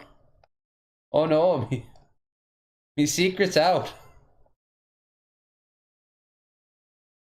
Yeah, it doesn't show anything about Europe. It's all just North America. Going as far south as Puerto Rico. Yeah, they're starting to get pretty... Imagine that back in the day. Holy shit. Look how far north. Yellowknife. There's two. Did he survive the zombie apocalypse just from being so far away? Great Slave Lake. That's a name I would not actually use, but okay. Yelcho Lands. Whitey. Browning Axe Point Landing. Some of these are probably Indian cabins. Some of these places in Canada probably have like the coolest history of like mountain men surviving beyond bitter cold winter. Fort Simpson. You going into America now? Is that Everton? Oh, Edmonton? Yeah. Yeah, there's some Calgary, and now we're in America proper. Missoula. So, yeah. Quiznos, Another sandwich place I wasn't really interested in when it was open. Like I said, I kind of like the name.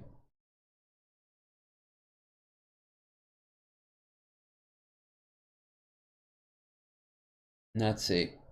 Okay, so we're going to go on for about another hour. Looks like it's going to be a pretty quiet one tonight in terms of chat and everything.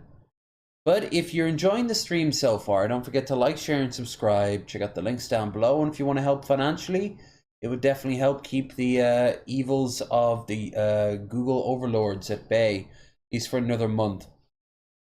You'll find the link there in the chat.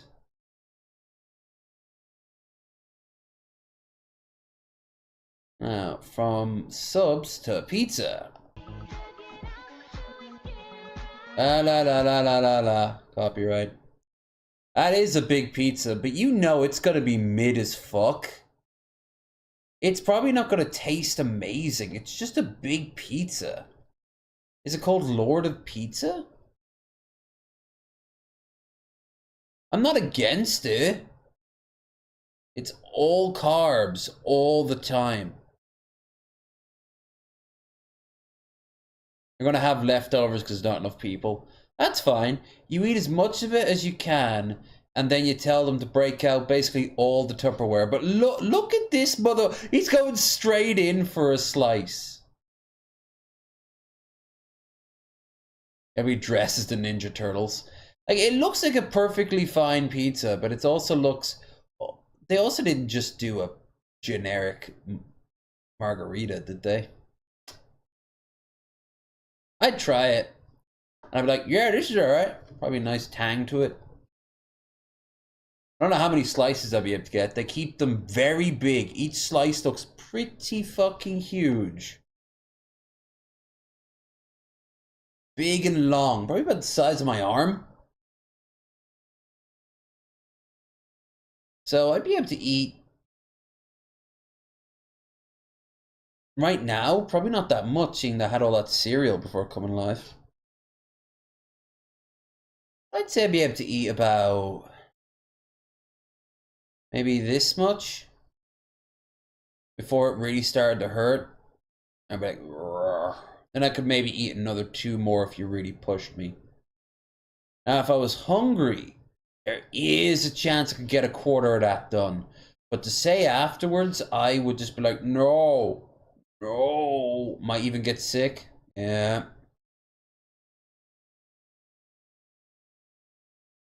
Coffin room for a family of 5. What is this? A family of 5 can live in a coffin room.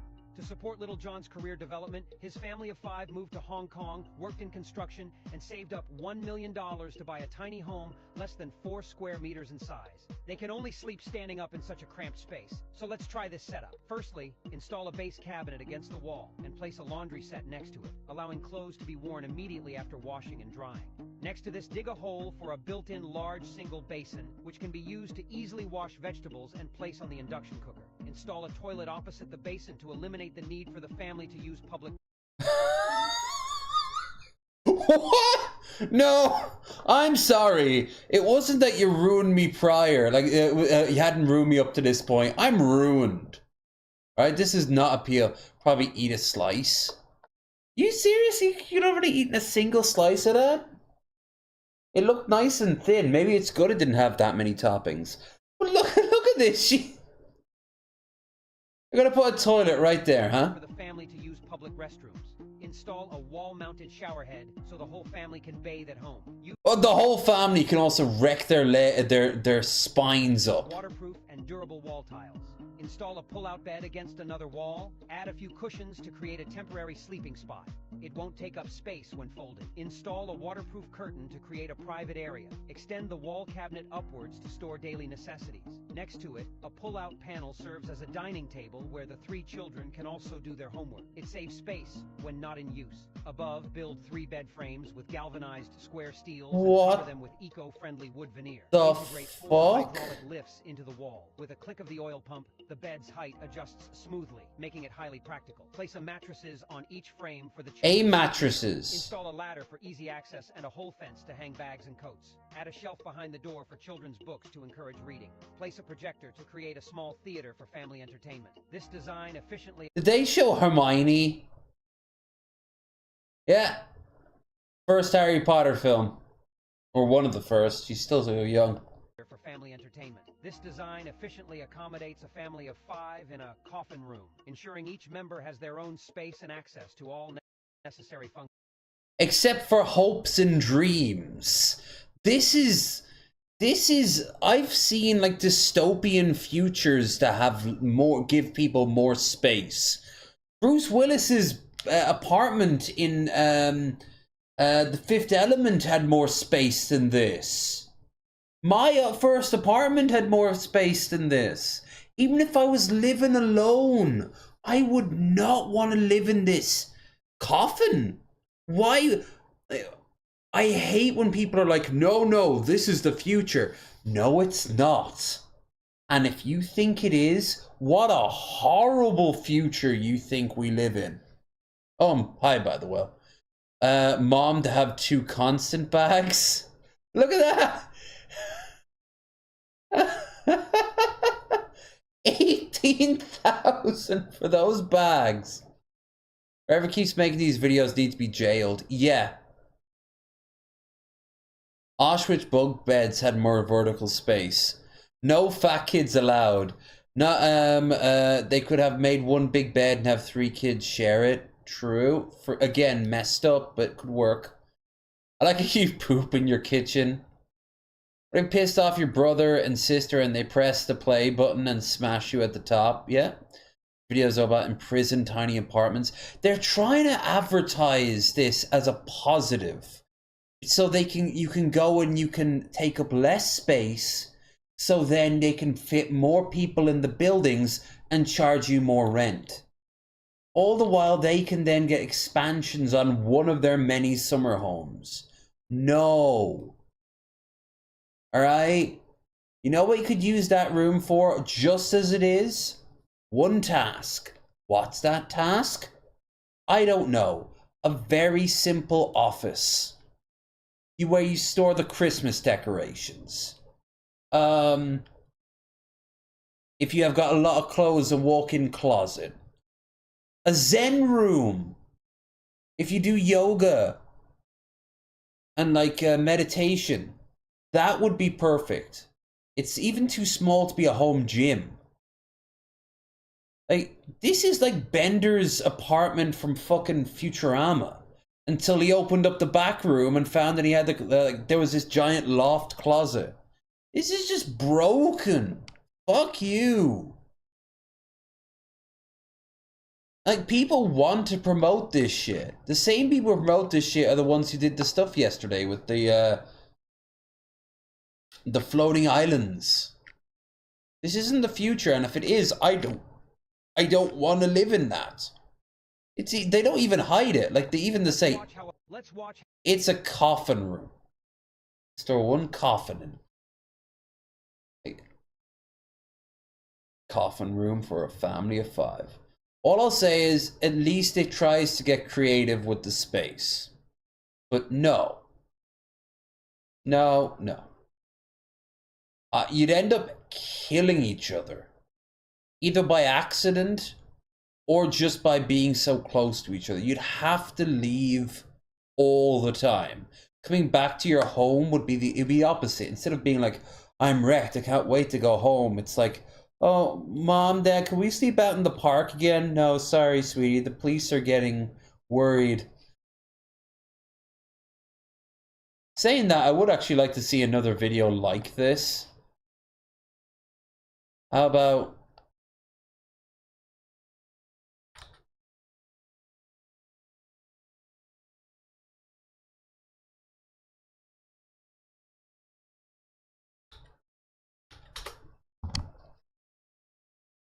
Oh, God. Mega buildings in real life.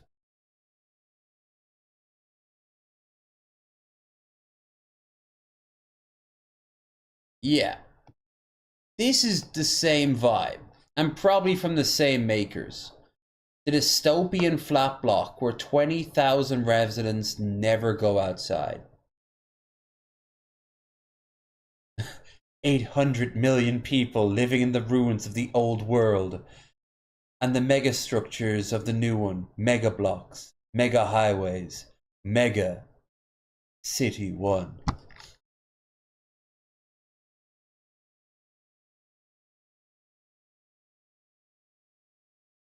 Okay, they're all talking about dread.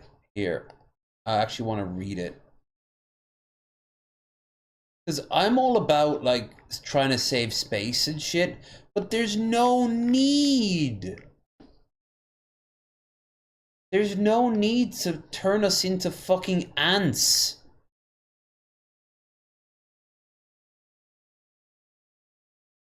Look at this shit. This is a loading screen from Cyberpunk. Learn the building houses a whole bunch of amenities. Don't have to ever leave. Which again, yeah, the hab blocks in Cyberpunk had their own diners, had their own stores, and everyone was eating out of vending machines in their own bedrooms, which were also their own living rooms. I'm all for a loft lifestyle, okay? Sometimes I joke to myself,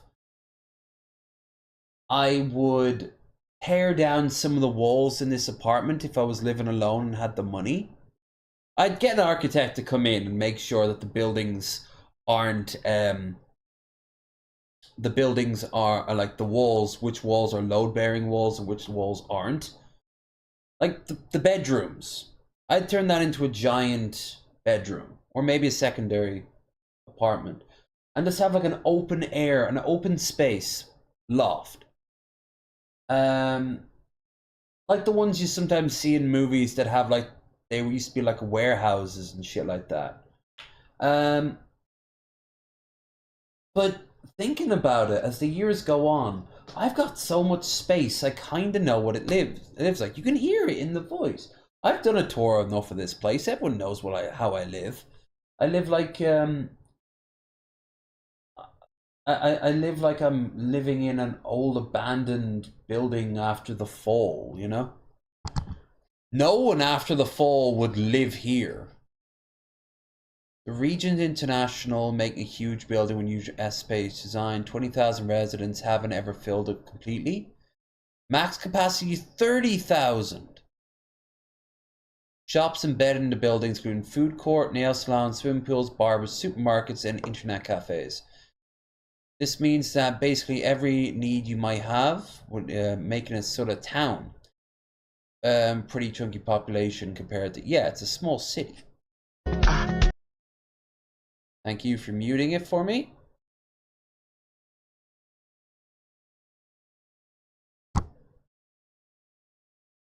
Also, does everyone get a balcony? That's all we got? Okay. Available, yeah. For such a huge building, there aren't that many ways to glimpse the interior. Don't seem to have posted much about it. It's probably against policy to show the interior of it. Instead, rely on scanned social media clips that have emerged. Some pretty amazing interior footage of it captured by a drone. Holy shit. Biggest residential building in the world. Saying that, if I was playing like Tropico, I'd make shit tons of these buildings. I wouldn't want to live in them. Yeah, they're called like the ziggurat in, I think, Tropico 4. On TikTok creator did show a little bit of the buildings inside, apparently made a way around it. You only get to really glimpse the building's foyer. Still, people in the comments on the videos are all scared. It probably is incredibly intimidating. Imagine if you were the only person walking around in it. The biggest It's in Jesus, China. And what's up with these face filters? They're using face filters. I'm sorry, I buy it. Wow, this is the side of TikTok that I'm glad will be dead soon when the law puts it in. The foyer is absolutely gorgeous. I don't even know where this place is on the map. I know it's China, but... Are you working from home? Technically, no.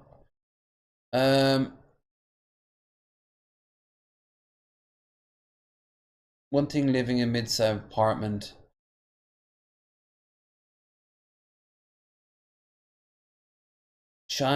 Building in China that has 30,000 residents. Okay.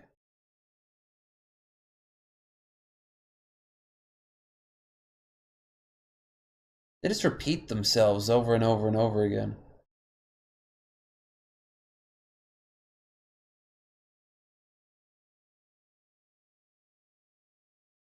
Ooh, okay, sure. Oh yeah, the one, yeah, copy of Paris. That's right. And if I'm right, no one goes to it. These days, it's cheaper to go over to see the real Paris. Yeah, I don't know if I... Oh, wait, hold on. We rented up to for 445 per month. Small apartments go for about 167 per month. I'd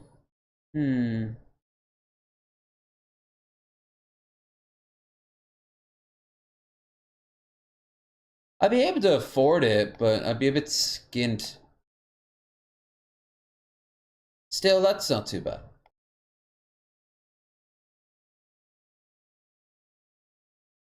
Young working professionals. The thing is that recently, the largest foreclosure in human history happened as the Chinese bank system was completely like fell apart due to mismanagement and corruption and all that. Hangzhou, so it's south of Shanghai. But all these like big Chinese developments, a lot of them are never finished. They can then just borrow against them.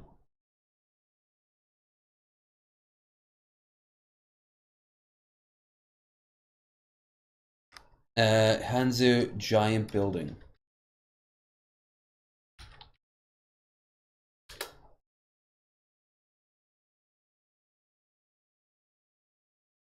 Yeah.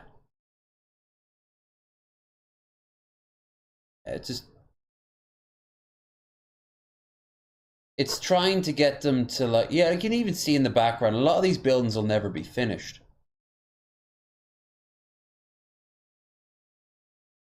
They're just giant status symbols. And if you tell 20,000 young people that this is how you're supposed to live, they'll go into the workforce. They'll go into developing their own buildings with that idea in mind. The fact you don't see inside it much is very telling.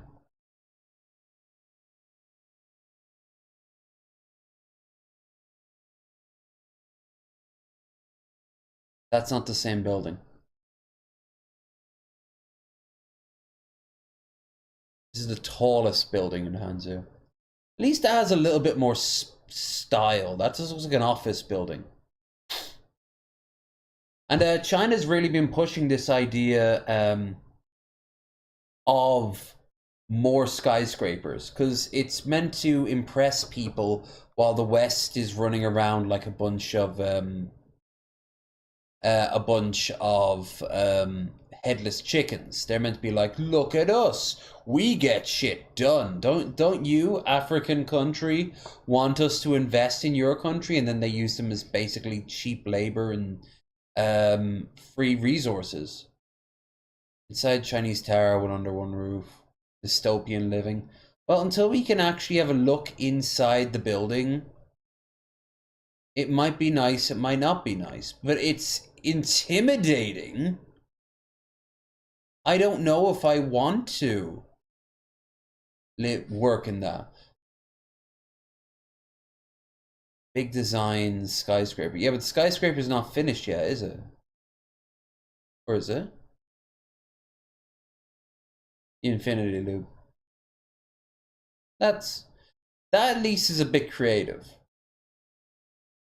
But doesn't look real. Doesn't look like it's ready yet.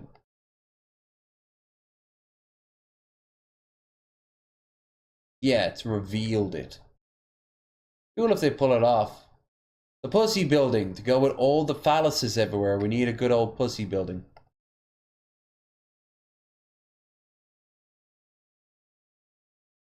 These buildings will decay and rot the same as the ones from the West.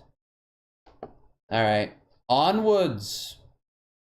Duet with Armory Gushin Chef, Venezuelan cap. Oh! This dude, woke Karen.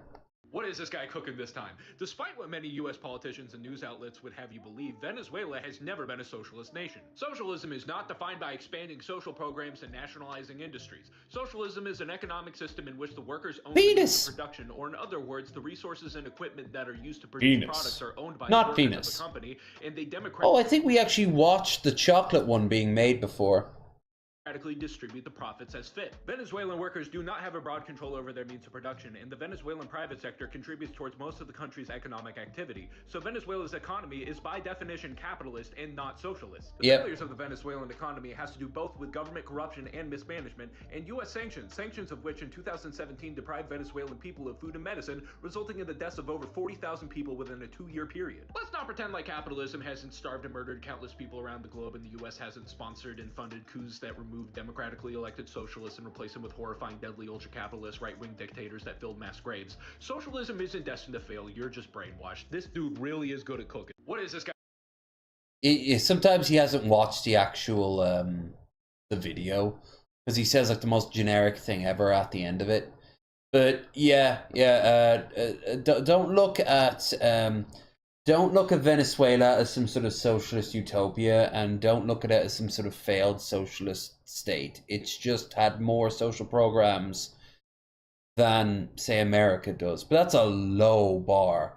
I think Mexico has more social programs than America does. And Canada, of course, does. Most of Europe does. Sure, a good few of Islamic countries do. What's this? Fueling my addiction. Oh, it's Big Nibbles. Alright, this is the last from you tonight. We'll move on to some Daily Dose and then some sausage. Welcome to Meals You Make After 7 Pints.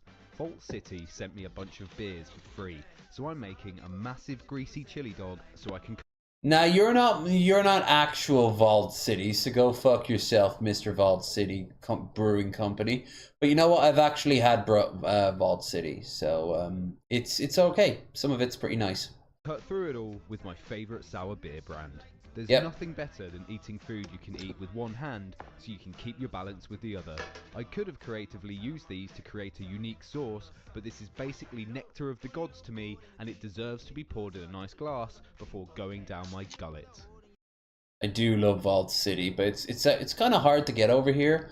I think I can get 1 or 2 cans up at our local carryout, but they're expensive as hell. Welcome to Meals You Make.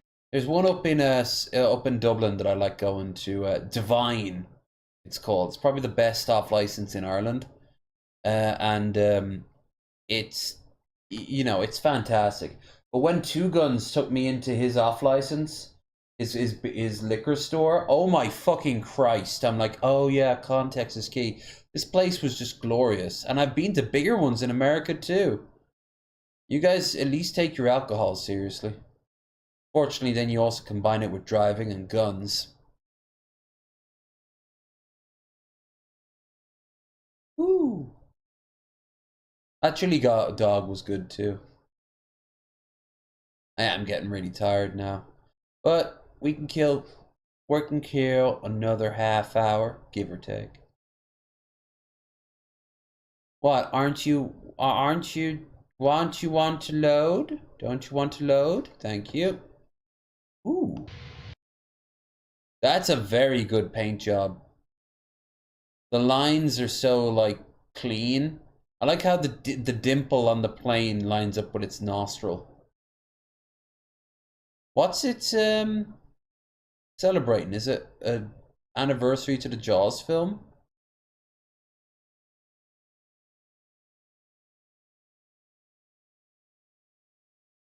So yeah, I'll be doing something like this tomorrow.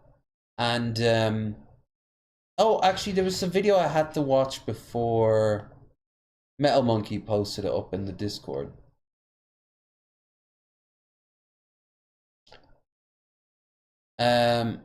Oh, it's Australian. Ooh, we're off to a great start. Stop right there. Criminal scum. Slow down. But I'm not driving. No. Slow down with the Botox. What the fuck is wrong with you? There you go. $600 fine. I've seen way worse Botox than that, love. And you maggot. For what? I was riding on the left. Your Lycra's too tight.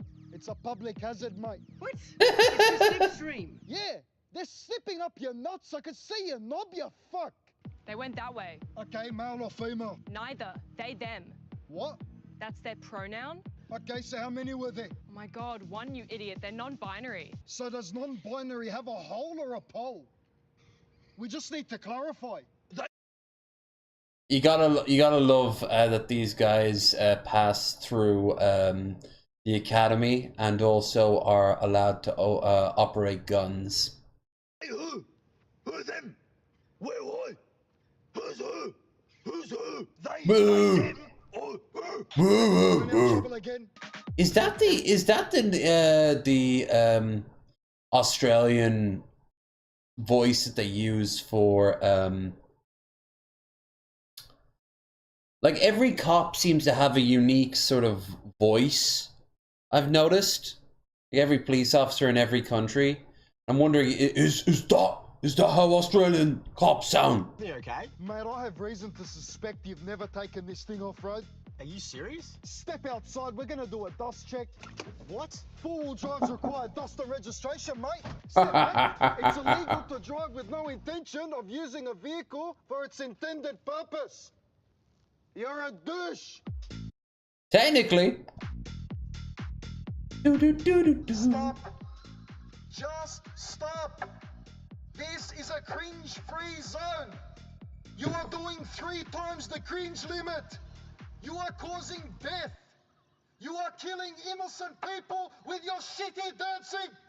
I agree with this brutality of the police variety. I do sometimes think that cringe needs to be added into like as a hate crime. Not saying that someone is cringe, but by committing cringe. I mean, when you like set a burning cross outside of someone's house, that's evil. That's wrong, sure.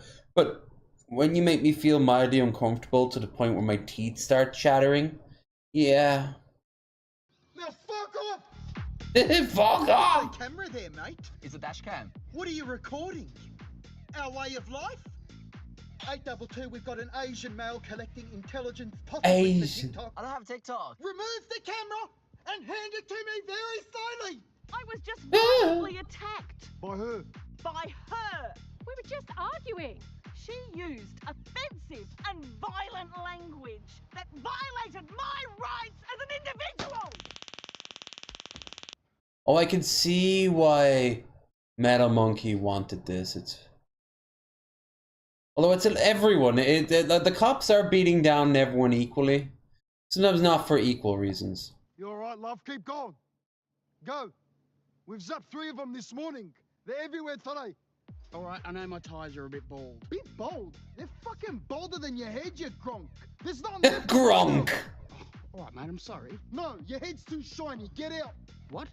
Yeah, I can see an argument to be made that your head. Also, I'd be more interested in what's going on with that fucking vest. You just done with your service with the Imperial Russian Navy. What the fuck? You got 28 days to degrease your head, you dog. You're gonna blind someone. What happened? He just went mental and started throwing things at the wall. Did you do the dishes? What? Did you fold the washing and put them away? When did you last have your period? What has this got to do with... Okay. You get a warning this time. But... Alright, it's lost me.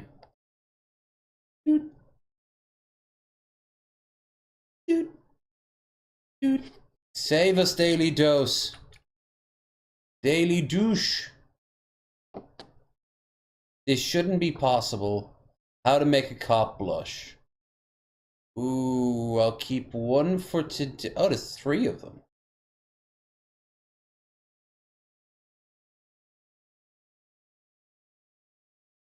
We weren't supposed to find this. Ooh. Hello everyone, this is your Daily Dose of Internet. Some type of military object washed up on a California beach, and these government workers don't want us to see it. No, you can't do that. Yes, I can. Right. It's a public beach, dude. It's a public... Technically, I don't know where they are. If it's... Yeah, I mean, if you see like a jet flying around overhead, if you film it, yeah, I suppose that's fine. So yeah, fuck it. Public beach. It looks like it's just a torpedo. I'd be more interested in why the fuck would you want to be near the damn thing? It's a fucking torpedo. Run. Or is it a drone? Is it a new type of ocean drone? You never hear about ocean drones. It's a public beach and I can't stop you, but now I have to explain it to my boss. What? That I can't stop you. I have to explain to my boss. In a video? I'd make the video in all fairness. Teaching his son how to drive. Cool. Slow down, brake! Ooh! What were you doing? Holy shit, that could have been double trouble. Arf! Baby Arf! How is... Haha, you aren't mommy. I don't know you. something like this even humanly possible? Ooh. Now, I couldn't pull that off to save my life, but I do have very bendy main and, like, ring finger and middle fingers. I used to be way more limber with them. You could even strap a elastic band to it and put like a little cup with something inside, and I'd turn into a catapult. But it'd be very hard to do now. My fingers aren't quite as bendy as they used to be. Really weak grip. Woo! Silver tooth. My daddy has a gold tooth. Wow, gold tooth? My dad has a gold tooth. Look, my dad has diabetes. Which you think costs the family more? Is it the diabetes? That must mean your dad's richer. Right. Oh shit. Not in the house, not in the house. This hippo chased down a boat. What the hell happened?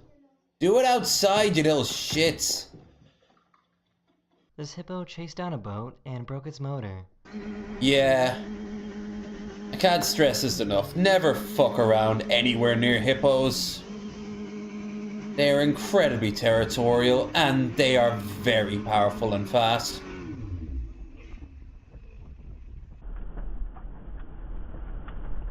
Oh damn, was this in Nebraska?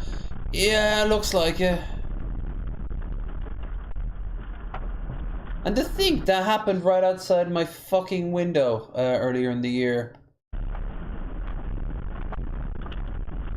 A few days ago, a tornado destroyed a building in Nebraska, Yeah. and somehow there were no serious injuries. Man, I sure love my 2015 Nissan Armada, you know.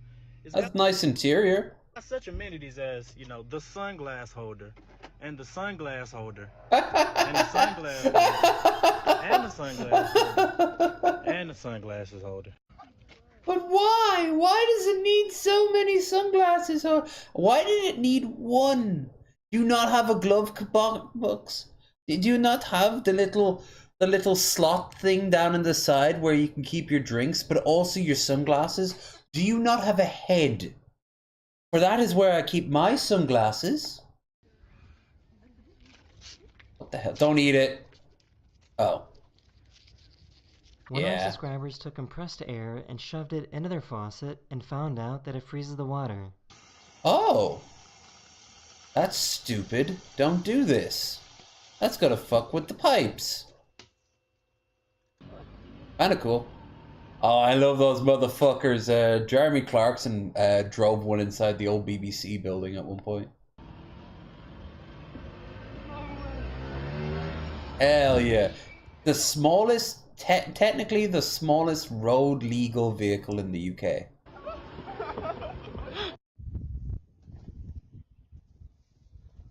Aw, baby.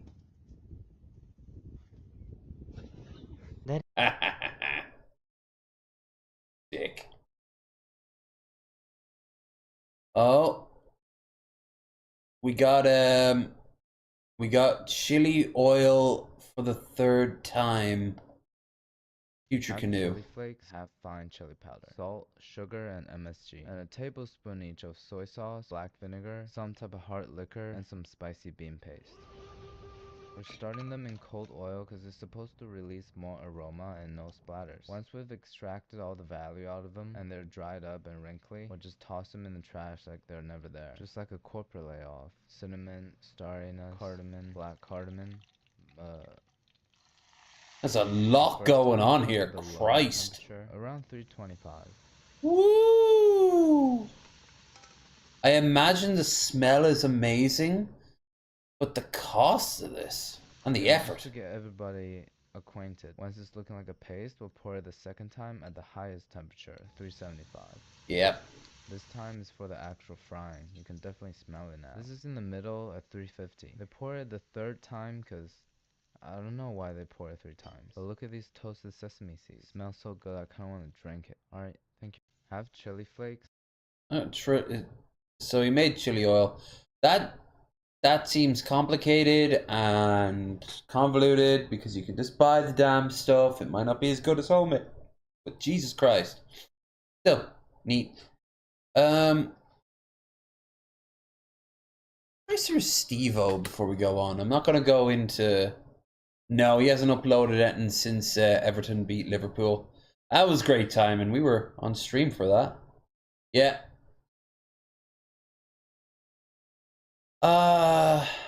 Okay. Let's go to our sausage boy. Anything new? Now, seen all these. Seen all these. Seen all these. Deep frying avocado for an hour. Alright. Butter powder sausage? Oh, but I hate the hand puppet. Citric acid sausage, we watched that. Chicken boil in Go-Gurt. Okay, if we can't find an actual sausage. With SpaghettiO sausage? No sandwich, are you? Then we'll make do with 3 shorts. Trick cereal. Cotton candy. Yeah, we've devoured like 90% of his filmography. All right. So ordinary sausage won't quite be a sausage.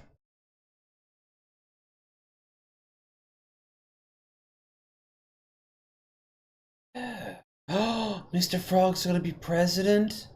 I'll vote for him because I want to watch the world burn. Ew. The cat food Big Mac. Ugh. Alright, let's listen to a Walnut Grove song. Respectful Goth Picnic. King Flo, bruh. JFS. Hickory Dickory Dock. I digress. Clintrospectron. Rest in peace, Puffers. Aw, that just made me feel sad. Actually, is there any Boglin Chronicles today? Or has been for a while. No, they've been doing the Back in Time series because he's been re-establishing himself in his new place. The French fry incident.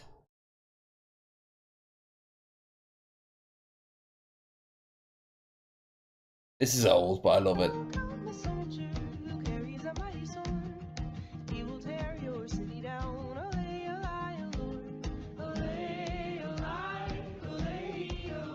Girls, what up? A little bit, you know.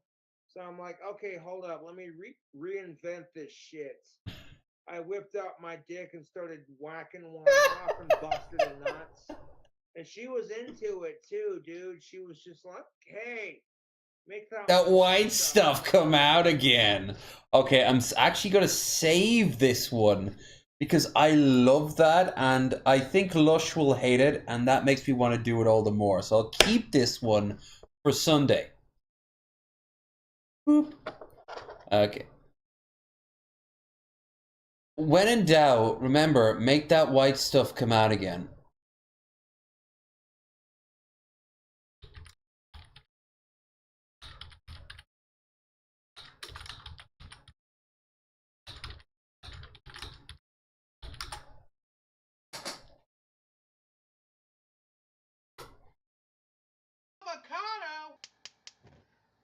Avocado! Wait, we watched Avocado. I remember it turns into fucking mush.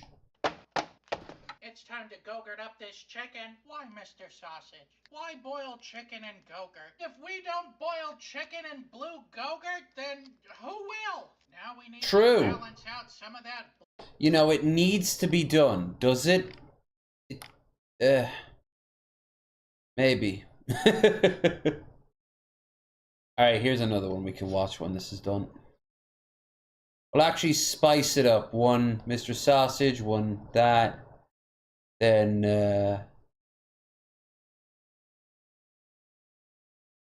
whatever the fuck this is. Yeah. So that, we'll actually start backwards. Whoa, that's a tall motherfucker. Hell yeah.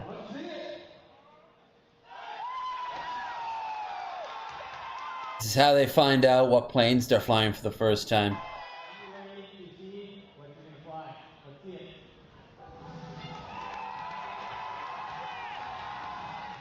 "21 and up, tubes." I'm a Michelle. Ooh, F-15. Nice. Kevin Smith. Oh, that one didn't sound so great. Yeah, they all want the fucking fighter jets. B-52? Oh, a flying fortress. Oh, cool. They're screaming extra hard because he's guaranteed to see combat. He's so happy that he's going to be opening fire onto targets. I mean, don't get me wrong. Flying a jet is probably really fucking cool. I've flown helicopters. Well, I've flown a helicopter for about 20 minutes. It's definitely something unique. Blue with red. You'll need 16 go-gurt tubes if you want to repeat this at home. Go-gurt. Okay, Oh, it's gonna stain. boil this chicken. What? One. And here's the other one. Did he drain it off? Smells like Tums. I Yogurt's starting to thicken back up. All right, I think it's ready for the next step. Oh, look at the inside of it. It's absolutely wrecked. Stuck to the bottom. Oh. It's gonna take me a year to clean all this out. Salt, pepper. All right, this one. At least he cooked the chicken. He didn't just boil it. We lost most of this one in the great getting it out of the pot of 2024. This one, however, I think looks pretty good. Here we go! It's actually very good. The strawberry and cotton candy flavored Go-Gurt, it made a sweet chicken. But when is sweet chicken ever bad? I think True. there's a future in this. If anything, we put a little too much salt and pepper on it. I really like the sweetness of it. So I'm gonna have to give the Go-Gurt chicken a 4.5 out of 5. Mrs. Sausage, get to work. Fuck you. Bop, bop, bop, bop. Work at the Taco Bell, and the boss at the Taco Bell said that we have sort of a Krusty Krab and Chum Bucket type of rivalry. I would love this to be like a call-in show people would listen to when they're like in their truck at like 2 in the morning, just driving down a highway, like American Truck Simulator. There should be like a 5-hour compilation of Lil Forever, and it should be like just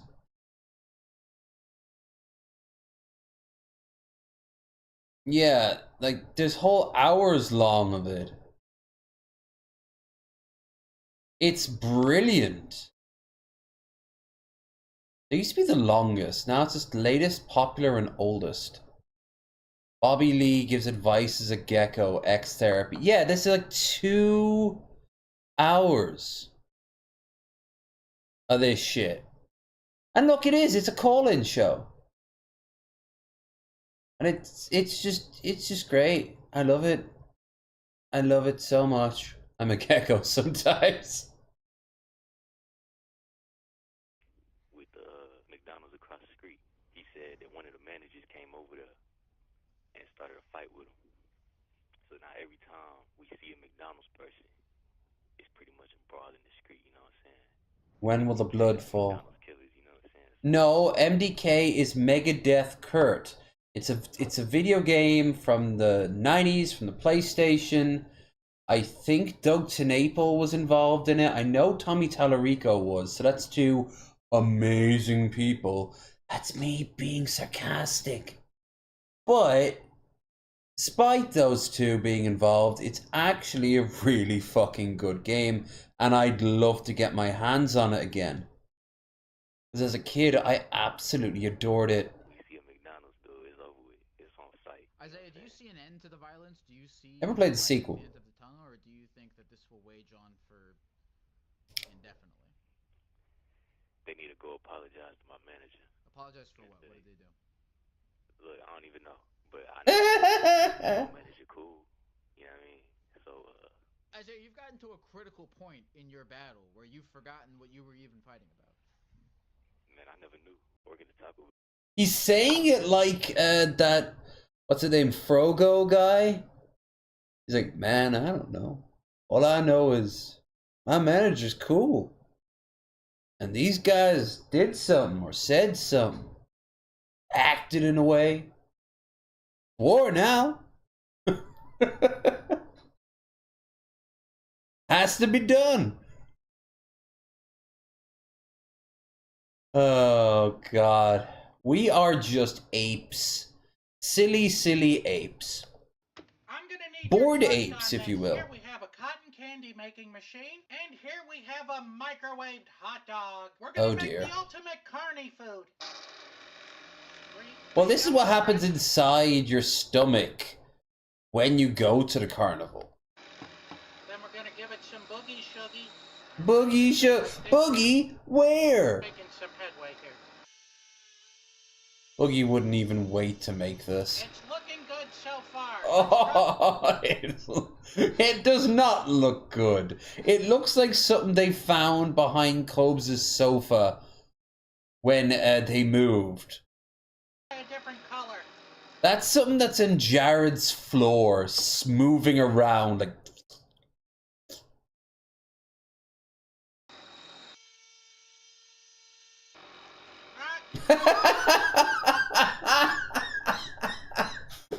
It's lost to the machine now. You're not getting that bad boy back.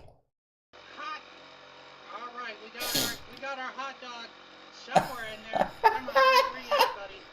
It's just gonna be. Oh god, don't goat see it. There's the hot dog. Now it's the moment of truth.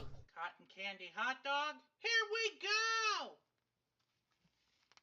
Oh, you could hear like the tension. I think we've made something delicious here today. I love the sweetness. I love the little crunch that you get from the cotton candy. It's kind of like biting on sand. It's sweet. It's That's what you want to it's hear. something your kids will probably want to eat. Maybe. So I'm going to have to give the cotton candy hot dog a 4.5 out of 5. Bop, bop, bop, bop, bop. I would not. Why stop at the hot dog? You can do the entire bun as well. Really? Okay. Here we go. It looks like mold. Go again. Magnificent. His insides must look like some people's outsides. Oh, hi, Boogie.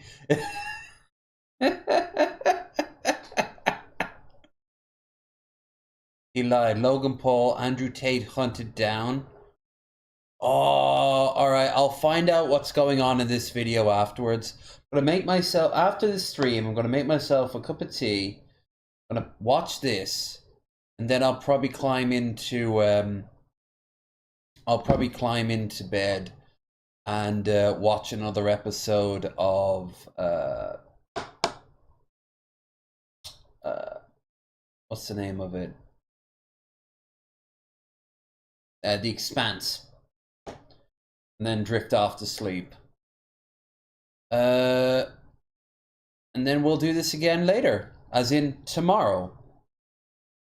Well, I have to say tomorrow for another 5 more minutes, and then another day will have been wasted.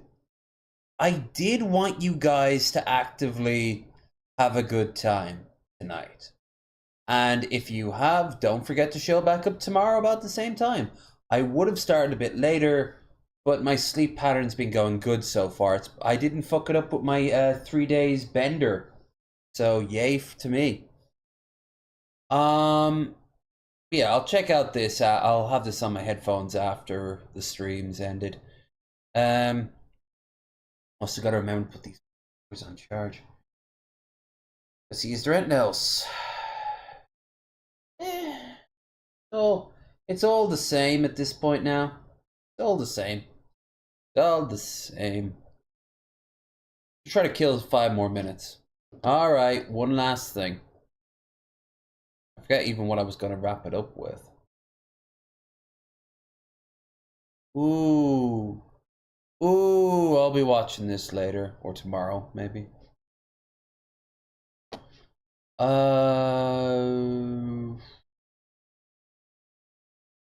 A lesson in behavioral psychology. Behavioral psychology. Oh no. No. It needs to be something unique to wrap up with.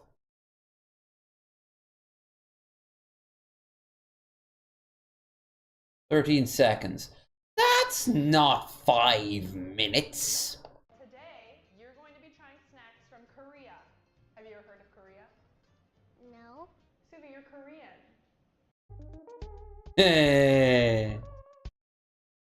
Now, I bet you she thought that she's American or Canadian first, and that's how you want people to think if they're gonna be from 2 worlds coming together. If you're raised in that country, then yeah. What Twitch streamer are you watching in this? Oh, yeah, this is cool. This is, I think this is the sphere inside it. Queso. Oh, Queso, you're so heavy. That's the main thing people know you for. From a Twitcher? The National Geographic? Hell yeah.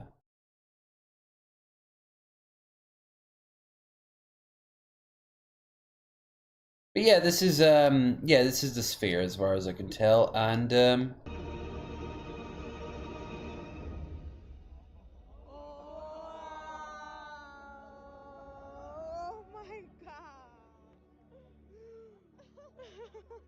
look at the crowd there. Yeah, this is I remember, wasn't U2 one of the first bands down here?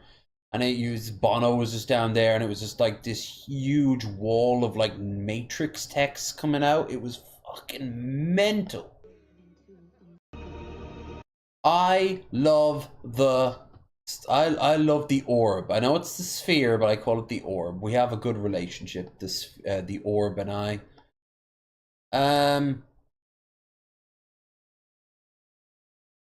3 minutes. 3. Ireland's smallest house. Oh, Jesus. How much is this gonna cost? Today I'm going to look at Ireland's smallest house. I've just seen it's for sale for €25,000. Okay, that is an incredibly low price in Ireland's market. We'll take a look at the inside in a second here, but just first impressions. So we have 2 windows, but 3 types of window. You don't say that every day. True. I wonder if they had to get planning permission to put this tiny bin outside. That's the type of bin I have by my toilet. That was also like the type of bin we had when we moved in here and had our recycle bin. The architect has gone for a modern step design on the roof. The middle bit here is absolutely huge. I don't know why, but it does make the house look like it's wearing a hat that a bird does shit on. Elephant in the room. Good old shitbird. The carpet is not that clean. Also, they brought decking furniture from outside and brought it inside. And now all I'm thinking of is that episode of Friends when they got robbed and all they could afford was deck chairs and shit. There is a lot of chairs. I feel an unjustifiable number of chairs. Yeah, let's see. 1, 2, and then that's a sofa. So that's 3, 4, 5, 6 behind his head. And they're all different types too. Like, did they just go out to a like a landfill and just find stuff?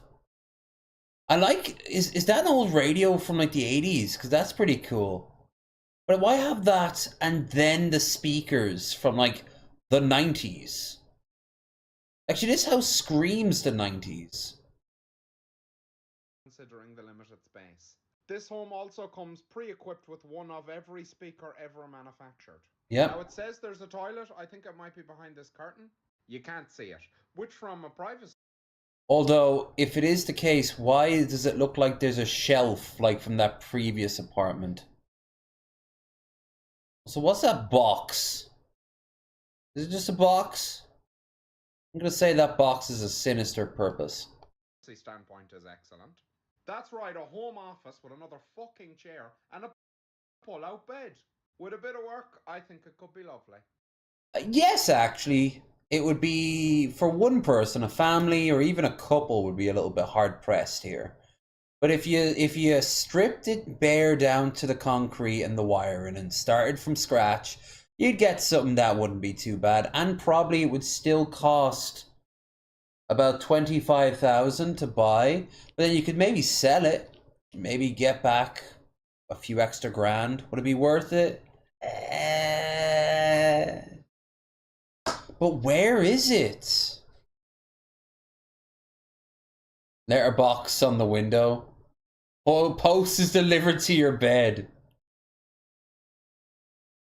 Mark, no. Renting out at $250 a week.